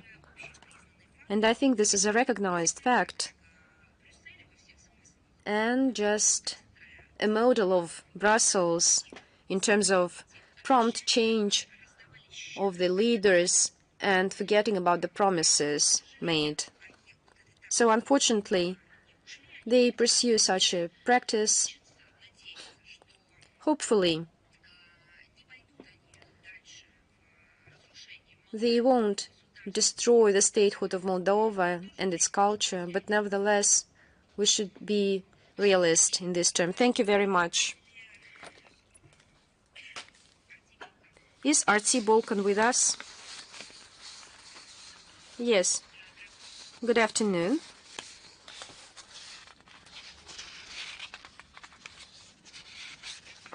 I don't hear you. Just a second. Good afternoon. Madam Zakharova, do you hear me? We have two questions today. The first, what are the expectations of Moscow on the new government of Serbia, which after the criticism of the European Union by Alexander Vucic, and my second question will come after my first one. I think that's a good pretext for the representatives of the European Union, including for those whom we talked about them just right now, to resent in terms of interference in domestic affairs of a sovereign state, and I'm talking about Serbia. This is the first point. And secondly, I would like to tell you that the truth that you already know. We will build a mutually beneficial cooperation with this country in the spirit of friendly and partnership relations for the interests of our peoples. But as for the root causes of Brussels' interference in domestic affairs, even up to forming the so-called cabinets in the Serbian government, you need to ask this question to Brussels itself. And we have the second question. What is the progress of talks and what can influence signing the new gas deal between Serbia and Russia? With due account that the current deal expires on the 31st of May. As you know, the new contacts on the contract on supplies of gas to Serbia is being conducted by the competent authorities of the both countries. I can clarify if you give me some list of specific issues, and it will be much easier for everyone to redirect your question to the experts concerned, and we can send you back their response. Thank you very much. Thank you. Is Xinhua with us? Good afternoon, Madam Zakharova. Good afternoon. Xinhua. We have a question recently in Beijing held a central meeting on the work with the neighboring countries, with China. It mentioned that in order to build a community with one fate, China is ready to cooperate in various areas. This is the strengthening of strategic mutual trust, establishing the network of interaction, joint ensuring of regional stability, expanded contacts and exchanges, facilitate people's movements, and so on. What is your comment? Do you believe that Russia and China, which are great neighbors to each other, should cooperate so that to maintain peace and development in the region and across the globe? You've had the reason that Russia and China are large neighbors, and I would like to add that the relations between our countries is an iconic model of mutually beneficial, equal, strategic cooperation of great powers in the modern world. I would add responsible international actors. The top leaders of our countries were wise enough and put an end to the once very sensitive issue, border issue, making it in place of eternal, as you say among your experts and our experts, the place of external peace and friendship handed over from generation to generation. This is a good phrase. But I think it contains the real wiseness. The regions of the Far East and the northeast of China share multiple ties of practical cooperation, humanitarian exchanges, and in order to promote such cooperation, the relevant intergovernmental commission was being established and is functioning. Further steps to expand contacts are being manned, including the mutual visits of citizens. Our visa experts also work in this direction. I believe that is cross-border interaction. Russia and China are iconic good neighbors. This does not mean that we don't have any issues that are not to be resolved, but the matter is that we stand ready to resolve them on a mutually beneficial basis. We maintain friendly relations with all our border neighbors and the neighbors that border with China.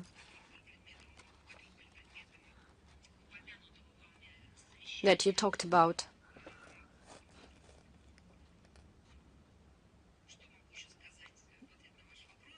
What else can I say? Maybe I can mention a coordinated role carried out on the bilateral basis under international organizations, for example, under SCO, ASEAN, other trilaterate, and other formats. Moscow and Beijing are interested in ensuring security and stability of all our neighbors across the region. And I think that's the main goal of the SCO, establishing this role. We stand ready to support the social and economic development of our neighbors, and we do not tolerate destructive interference of extra-regional powers who are against Russia and China.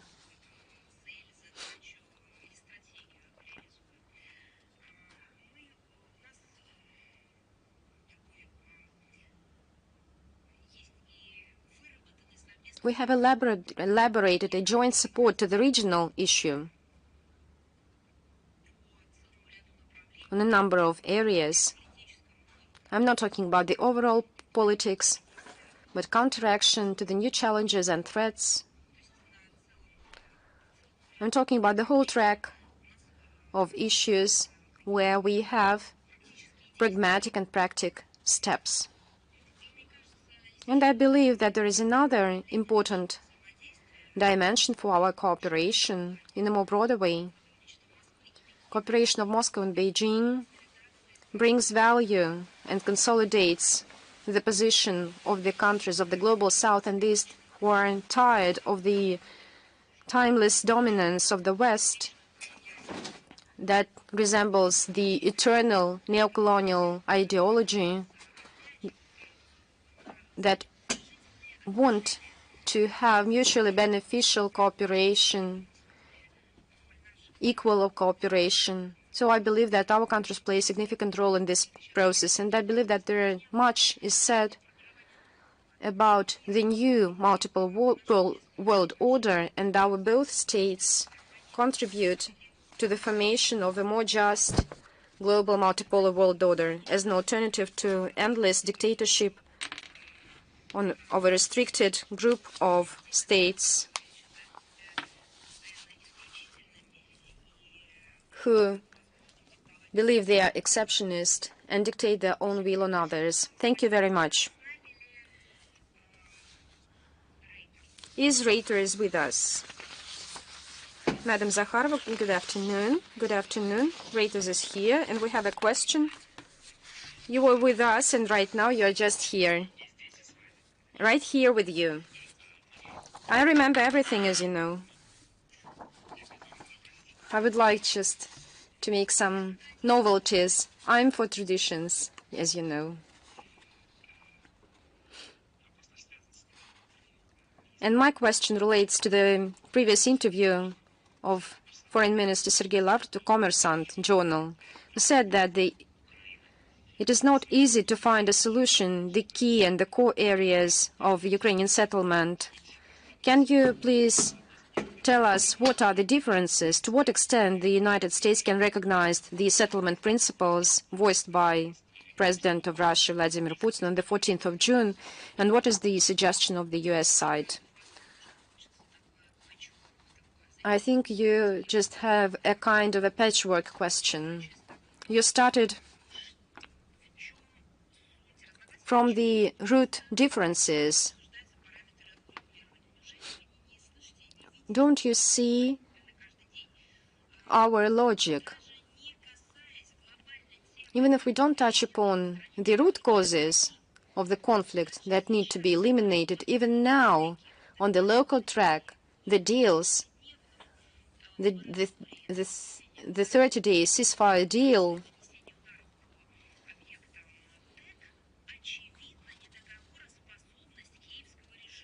highlights that the Kiev regime cannot comply with its obligations. And in his interview, our Foreign Minister Sergei Lavrov dwelled into this component.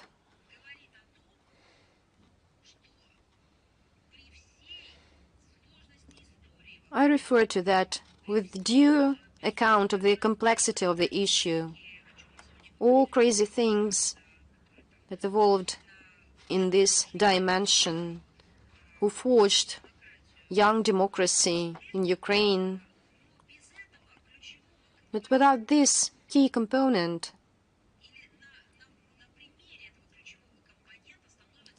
and I would like to say that exactly this component highlights the complicated nature of the agreements to be aligned. You are talking about the alignment parameters, but the Kiev regime that shows it cannot comply with any obligations, and it's just a fact.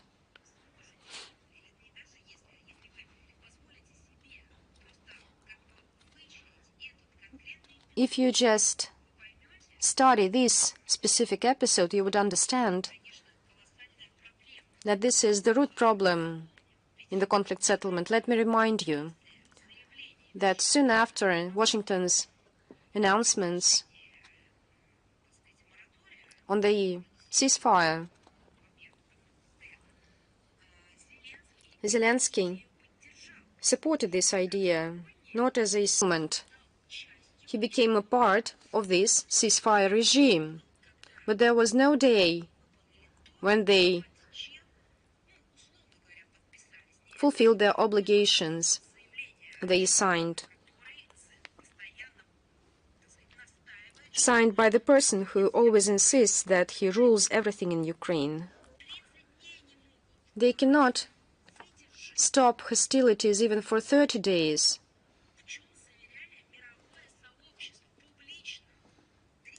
They do not keep up with their promises made to the whole international community. They should have withstood their promises. This is, once again, another example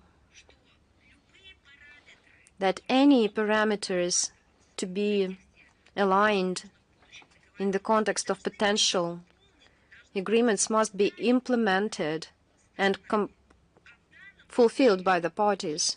And in this case, the Kiev regime shows that it cannot fulfill its obligations.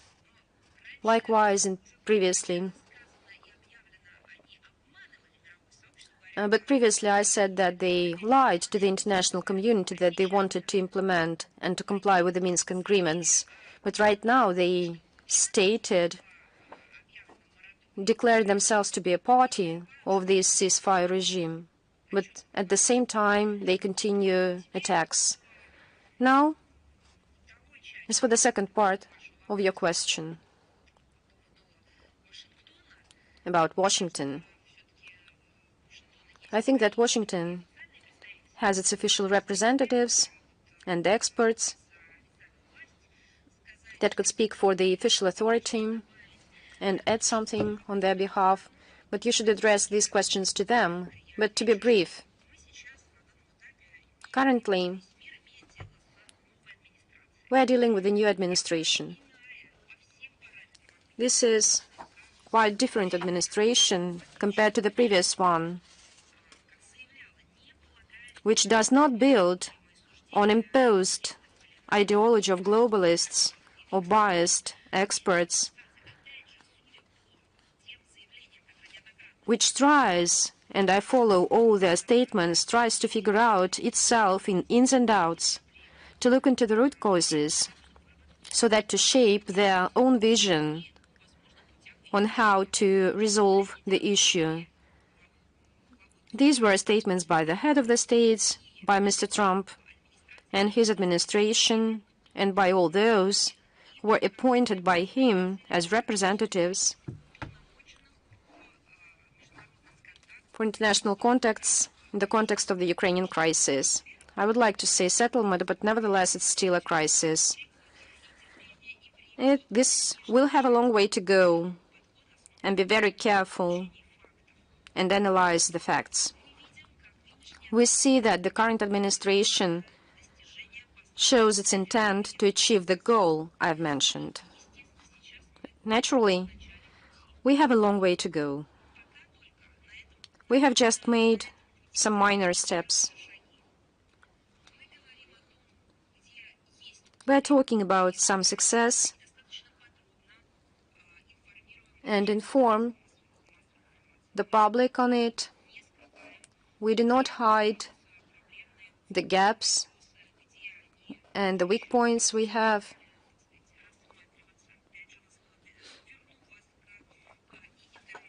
And I would like to remind you of the interview of Sergei Lavrov to Kommersant, and his statements. We'll make links in the text of the text version of the brief. We continue our trustworthy contacts with the American side. We can see that our interlocutors become to hear us, and we believe that we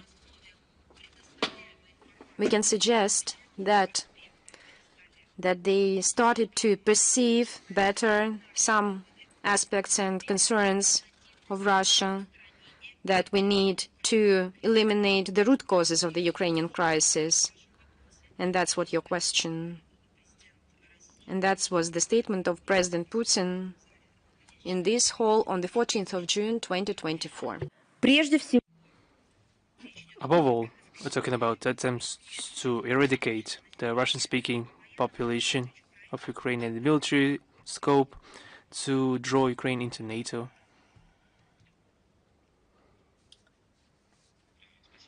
Thank you very much for the response. Thank you. Is the Media Corporation of China? Yes.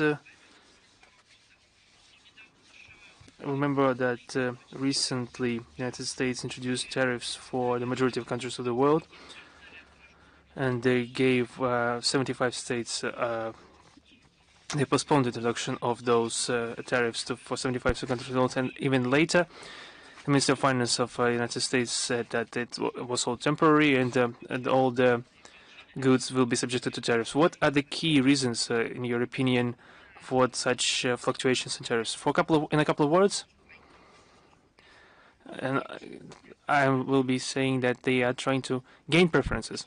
In 2 words, they are not even hiding to that. They, as we said in previous briefings, they are doing that in their own fashion. Each new administration or each new team that changes, in that case, they are doing this in that way.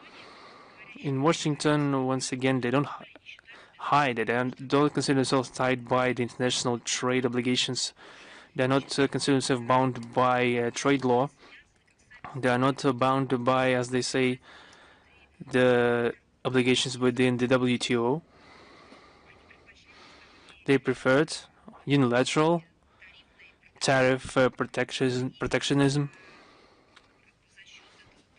and due to this protectionism, perhaps they desired to increase access of United States companies to foreign markets and thus gain investments to shift manufacturing to their own territory.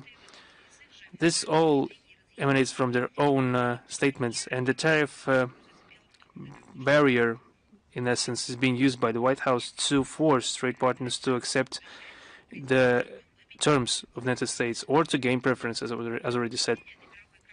Any turmoil for the world economy that is clearly could lead to the lowering of demand and of development rates is obvious, perhaps to negatively influence the world processes. Russia, as a prominent exporter country and a responsible participant of the multilateral trade system, is interested in honest, open trade relations.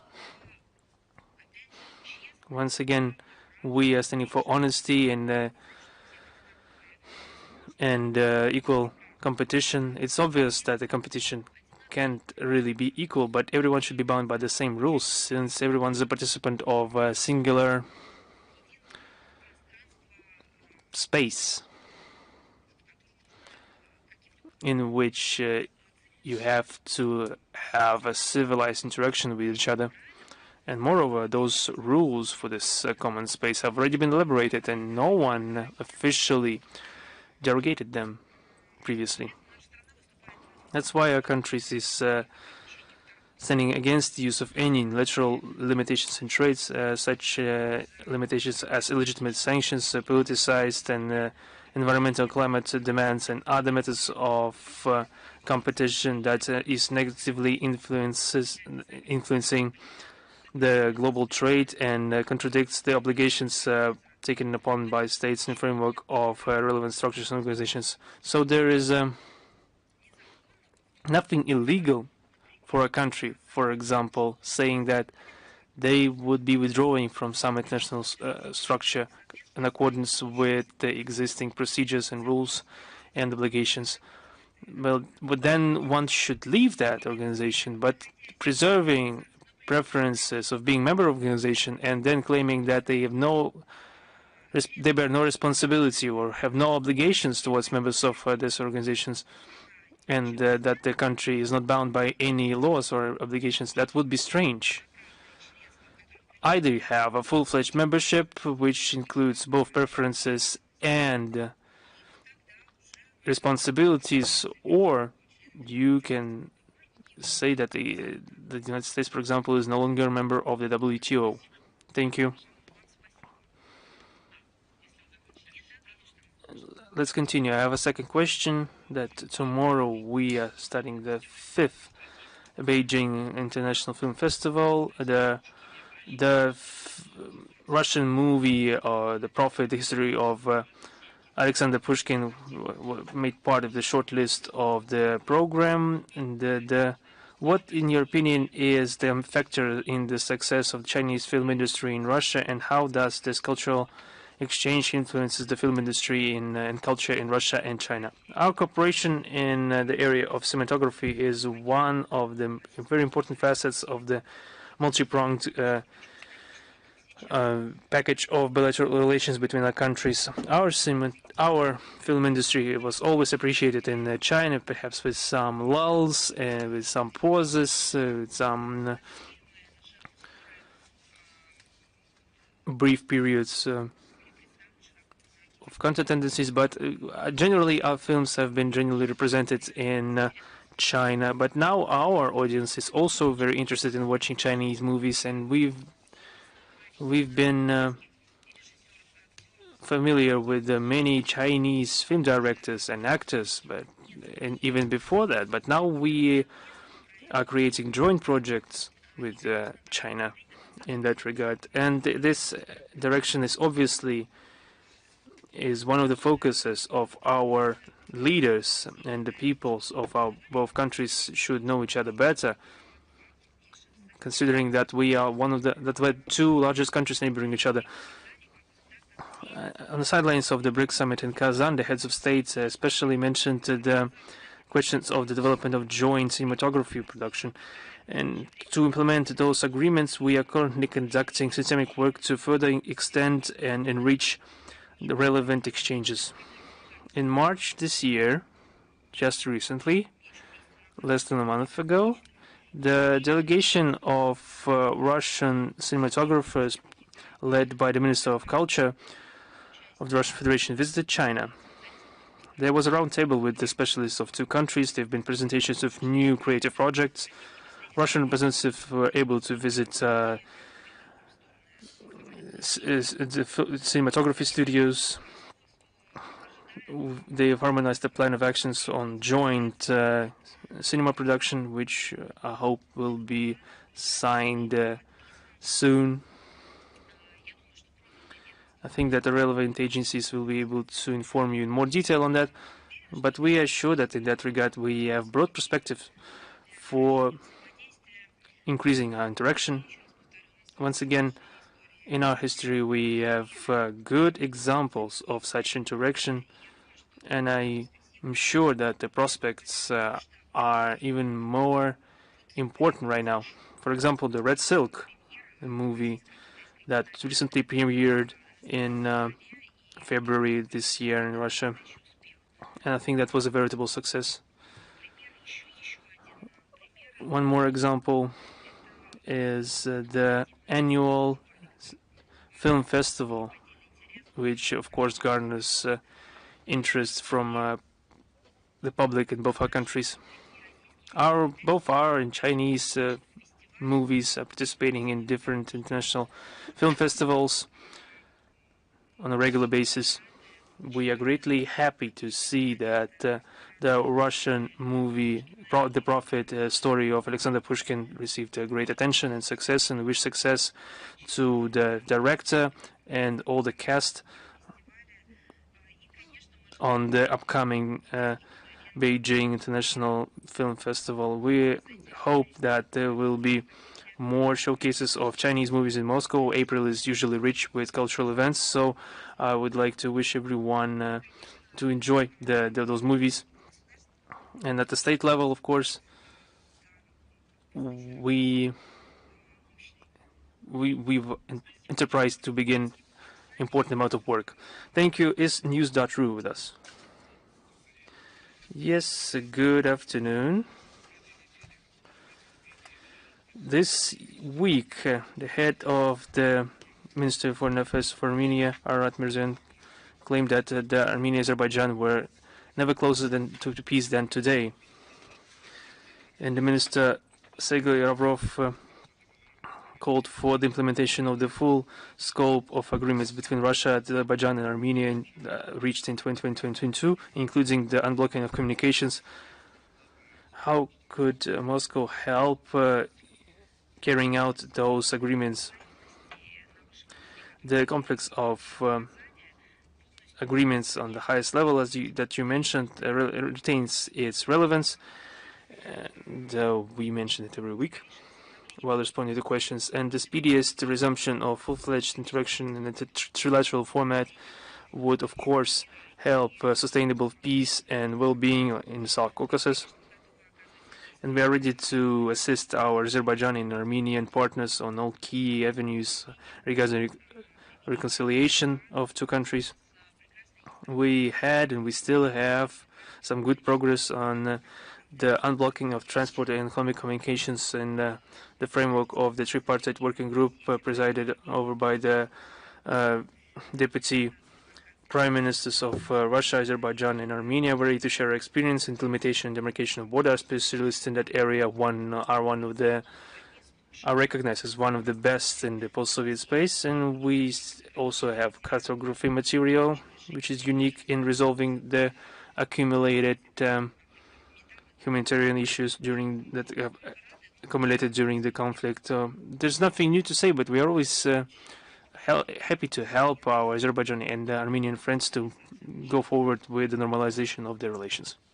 Thank you very much. Is Bolt News with us?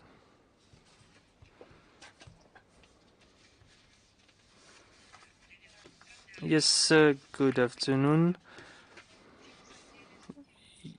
You already responded well to our question regarding Estonia's intention to sink ships, so that's it for my question. Is Al Mayadin with us?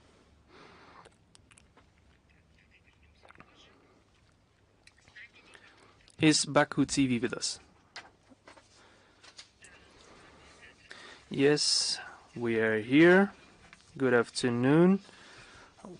I have one question today that the Prime Minister of Armenia, Nikol Pashinyan, giving a statement in the parliament on Tuesday, called for the dissolution of the Minsk group of the OSCE, according with the demand of the Azerbaijani side. How does Moscow evaluate the such readiness from Armenian leader? What do you think is possible to be done to sign the peace treaty as soon as possible? You know, I will just remind you, we've been mentioning this on numerous occasions, that with cessation of communications from the United States and French co-chairs of the Minsk group in February 22, and with the recognition of Armenia for Karabakh to be an intrinsic part of Azerbaijan Republic as a result of the Armenia-Azerbaijan EU-France summit in Prague on 6 October 2022, and the reversal situation on the ground in September 2023, and the mandate of the OSCE approved in the same time. The mandate of the OSCE representative of the Minsk conference has lost its relevance. As a result of this, all the structures of the Minsk conference, the Minsk group, the group of high-level planning, and the position of the personal representative of the acting chair of the OSCE regarding the Nagorno-Karabakh settlement, this is all subject to dissolution right now. I think that the optimal way to adopt a corresponding decision in that regard is the joint proposition of Baku and Yerevan to eliminate the corresponding institutions. On our side, we are ready to continue assisting our partners in overcoming the remaining obstacles to get the peace treaty signed, and also in the blocking of transport and economic communications, delimitation of the border, and the resolution of the humanitarian issues based on the measures that have been taken previously. Everything that I've already said before.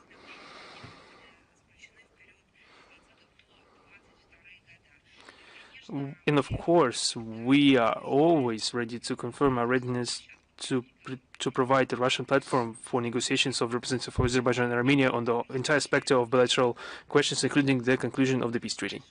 Thank you very much. Thank you. Is Moscow Post with us? Yes. We have one question today, but it's quite large in volume. The head of the delegation of the Russian Federation at the Vienna negotiations on issues of military security and arms control at interim, Yulia Janova, mentioned that the Western coalition containing 50 states is completely supporting the Kiev Nazis. And with that group, it would be very difficult to build constructive relations while discussing at the OSCE forum on the cooperation on security measures. It would, as stated by the head of the delegation. And what is the usefulness of this forum, and how do you evaluate the current process of Helsinki process that was launched during the USSR under the influence of the outcomes of the Second World War? After the dismantlement of the Russia-NATO Council, this forum at the OSCE remained one of the singular channels of multilateral multi-political context between countries in the collective West. It's very important that the work with the forum is being conducted with the equal participation of all state parties and based off the principle of consensus, which is a key principle for the OSCE.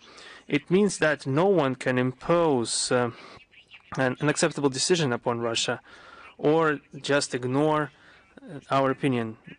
Last year, the Danish chairpersonship of the forum, with this Russophobic onslaught, tried to violate this principle, but this attempt was thwarted by the Russian Federation. We have to state that the remilitarization of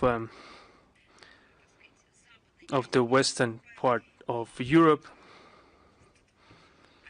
and this aggressive rhetoric that is being imposed to the popular conscience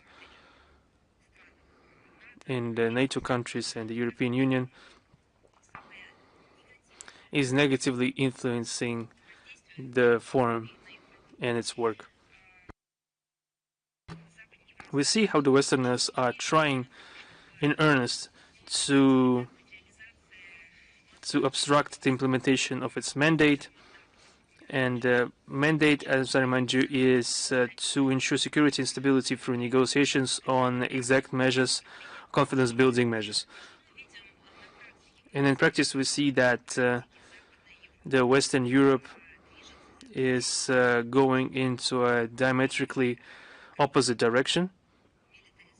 Militarization, destruction of trust, breaking up of any mechanisms guaranteeing security.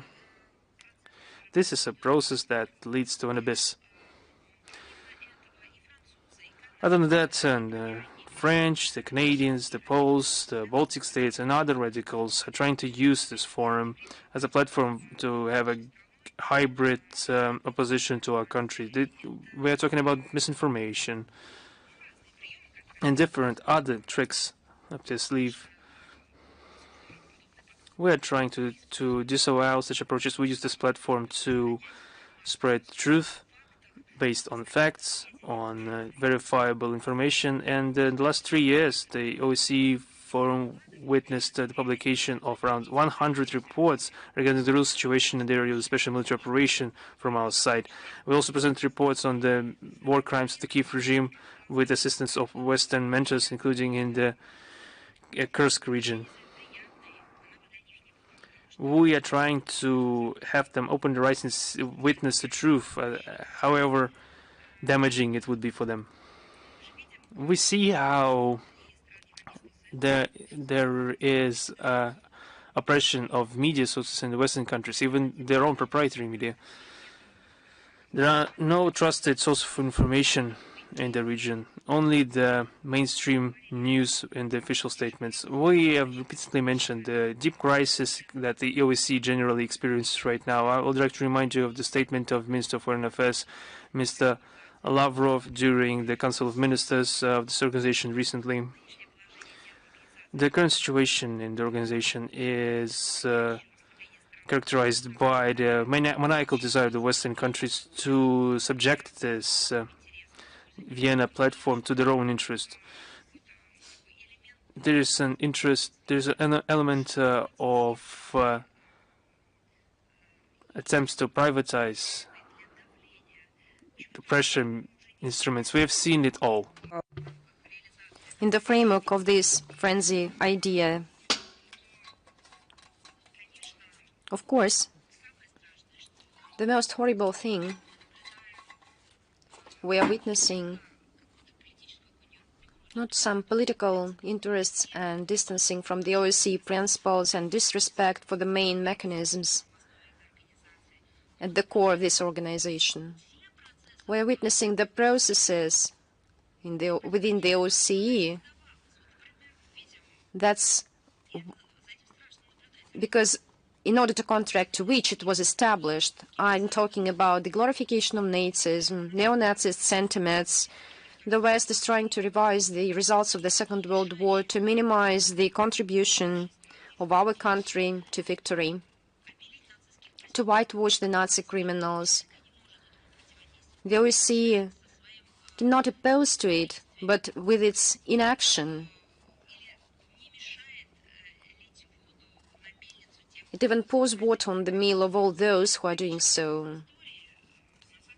The West decided to forget about the tragic lessons of the history, and unless the NATO and EU countries abandon their geopolitical games, the organization that was established by de facto the victory over Nazism by the Helsinki process, and that's the principle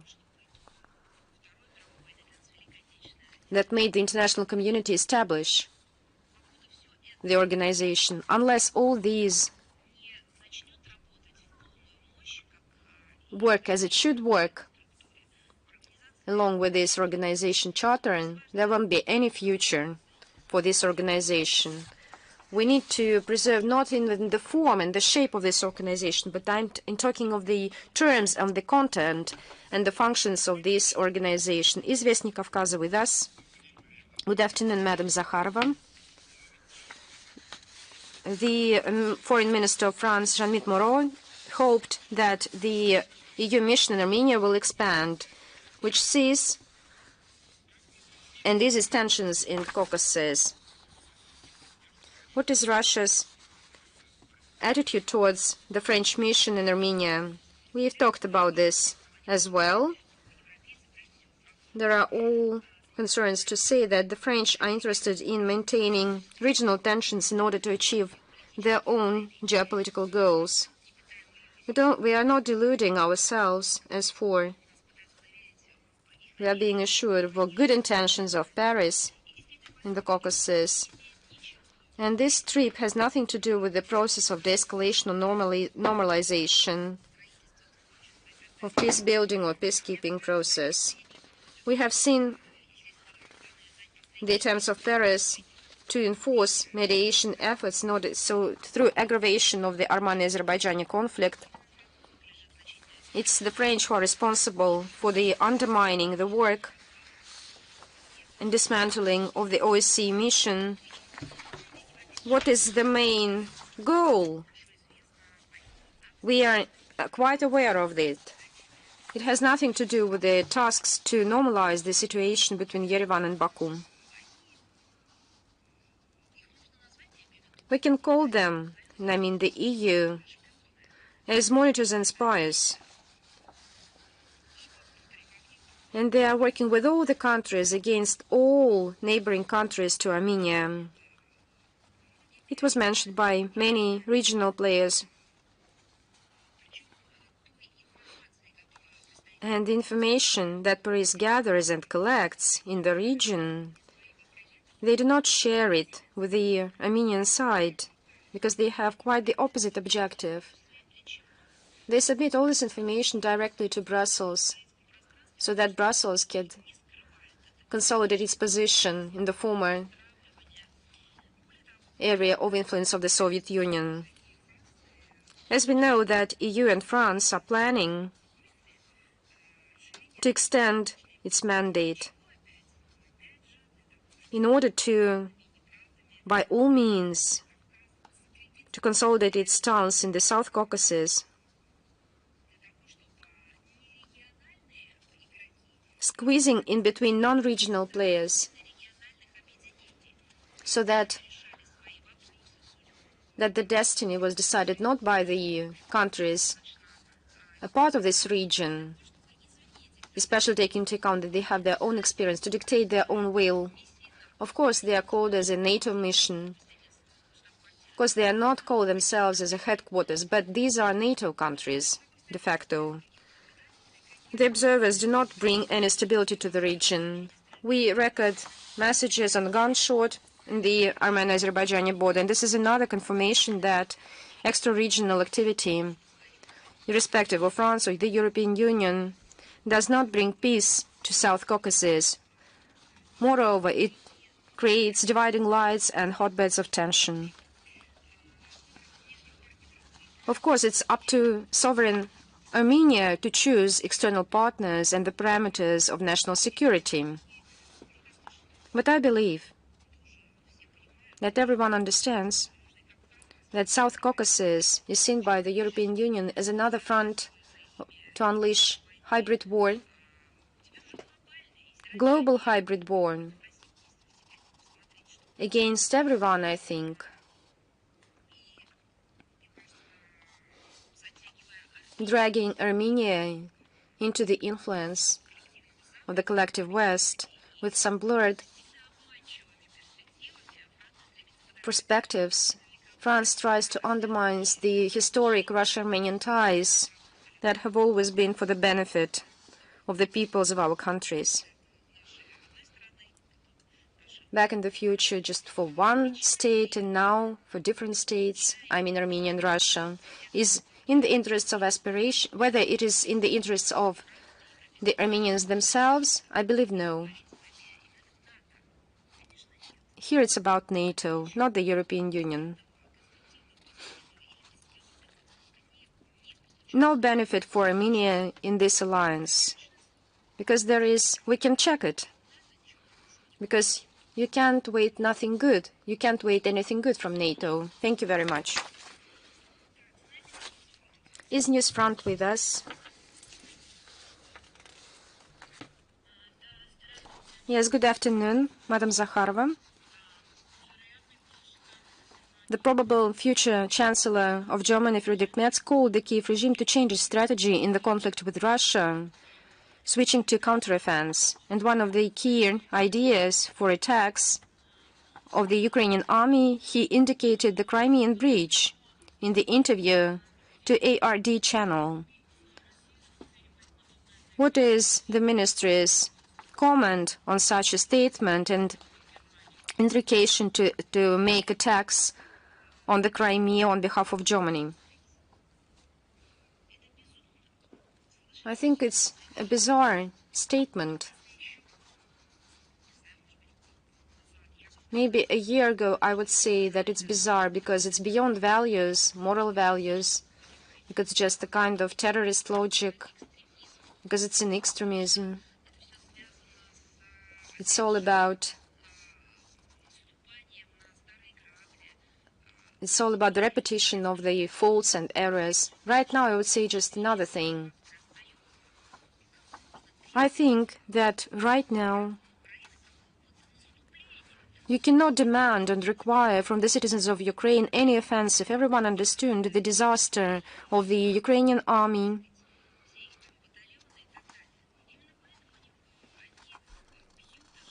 And that's why they're attacking, deliberately attacking civilian infrastructure, civilians, because they don't have any other choice with counteroffensive. Because this counteroffensive led to massacres of the Ukrainian citizens who were forcibly mobilized by Zelensky regime. And against this backdrop, there is one sponsor of this slaughter of our brothers, Slavic brothers, and I'm talking about Germany. It's one of historic sponsors, by the way. And once again, we see how they're trying to raise and to encourage this ill body to make a counteroffensive. You just need to have a look at all these war prisoners of Armenia. We treat them, we nourish them, and then the Ukrainian army and the soldiers captivated and held in prison tell how they were treated in the Ukrainian army as a kind of subhumans. I know that the leader of Germany should have fixed the following, that without aid of the military of Germany, this combat with the cruise missiles is impossible. Any attacks on the Russian energy infrastructure, critical infrastructure, as you mentioned, and Merz indicated exactly the Crimean breach, that would be considered as a direct involvement of Germany on the side of the Ukrainian regime, with all its repercussions for Germany. Although that we can speak on the side of Kiev regime, because it's not a side, but it's just a tool in this Western manipulation and this Western war. Thank you. Is Голос Отечества with us? Good afternoon, Madam Zakharova. We are with you. Good afternoon. We've heard your question to the answer to the question about the interview of Mr. Lavrov, that Russia and US has not aligned the security parameters on the Ukrainian crisis. We would like to answer ask another question as for the parameters. Before the decision of the court issues the legitimacy, we cannot reach any agreement because there are no legitimate powers with which we can make agreement. How can you comment on this impasse? We don't know anything that anyone appealed to the court asking to cancel the independence of former Soviet republics, and that would be have some legal laws as a processes.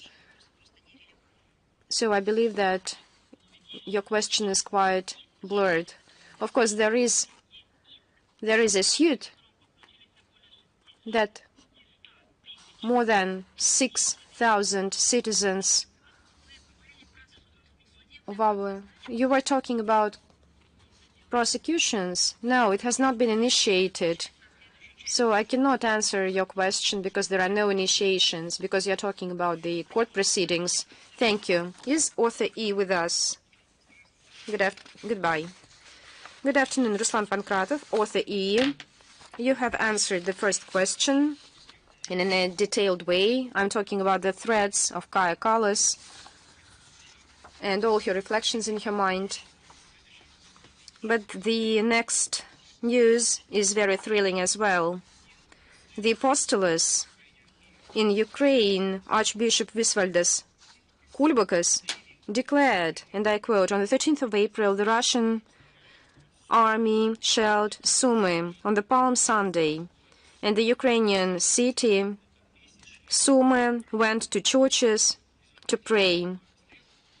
This missile shelling claimed lives of 30 people exactly at the time when they went to pray, because this was the attack just in the downtown of the city.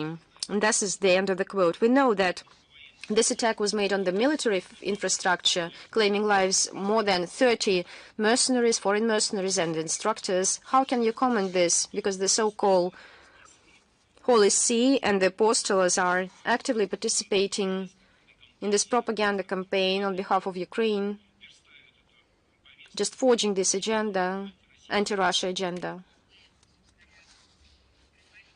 You just answered your own question with a phrase that the Minister of Defense have already made a statement, and you know it, that on the 13th of April, the Russian army shelled the gathering of the command staff of the group of Ukrainian army in Sumy. Dozens of military officers and soldiers were killed, and you can see the numbers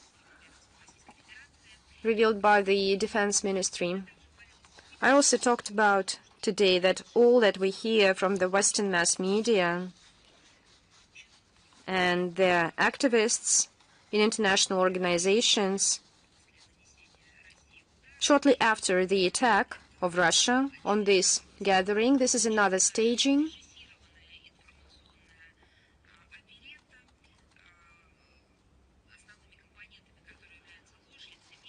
which builds on lies and hypocrisy, distortions of reality. Naturally, we are witnessing this on many occasions, contrary to the common mind, common sense, not to mention about some moral values. They continue to use human beings as a human shield to cover up Zelensky and his patrons. Then they use these people as a pretext to blame Russia.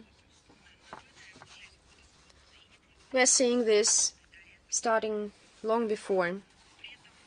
By the way, the real facts, for example, the fact which the West decided to build upon in assessing the second Maidan coup d'etat in 2014, who shelled the peaceful protesters. And the West doesn't say a word about this, but the EU said back then that was a shooter on behalf of the Ukrainian regime who opened fire on the civilians. But the most important is that inside the Ukrainian society, as I've said, irrespective of the political views and preferences, after this atrocity by Zelensky and his accomplices, the public started to decide whether it is possible or not, and who is responsible for this, who planned to use civilians, women and children, to clearly make another staging, blaming Russia and submit these accuses to Washington as de facto material of violence by Russia of all reasonable promises and agreements. And you see these harsh debates in the Ukrainian society. There is an outrage. They're trying to find all those who are to blame. How it came out that in the downtown of the densely populated city on this Orthodox holiday, the Palm Sunday, there were staged events with the participation of many military men. And the public poses this question. And why this event engaged women and children, people, voices an outcry. The former declarations of the apostles in Ukraine, and he is a very biased personality, and we know it, they are deplorably frustrating, taking into account the attitude of Pope Francis, who showed the understanding of the root causes of the current conflict and expressed readiness to support through diplomatic means the settlement, not to fan the situation, but to smoothen the situation. Previously, there was a telephone conversation between the Holy See and the Foreign Ministry, during which the Ukrainian crisis was discussed and the prospects of its resolution on the basis of the approaches of the Russian Federation, as well as confirmed the interest to continue a meaningful dialogue. And instead of stating some biased and unjustified statements that contradict the current political policy of the Holy See,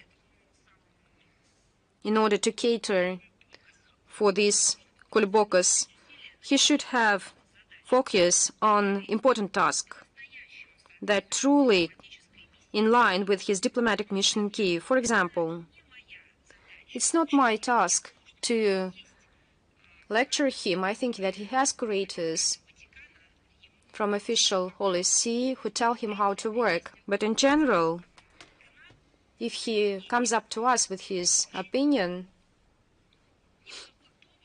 that's a good opportunity to answer back with recommendations. For example, he can conduct pastoral work with the Ukrainian authorities, so to convince them to respect the ceasefire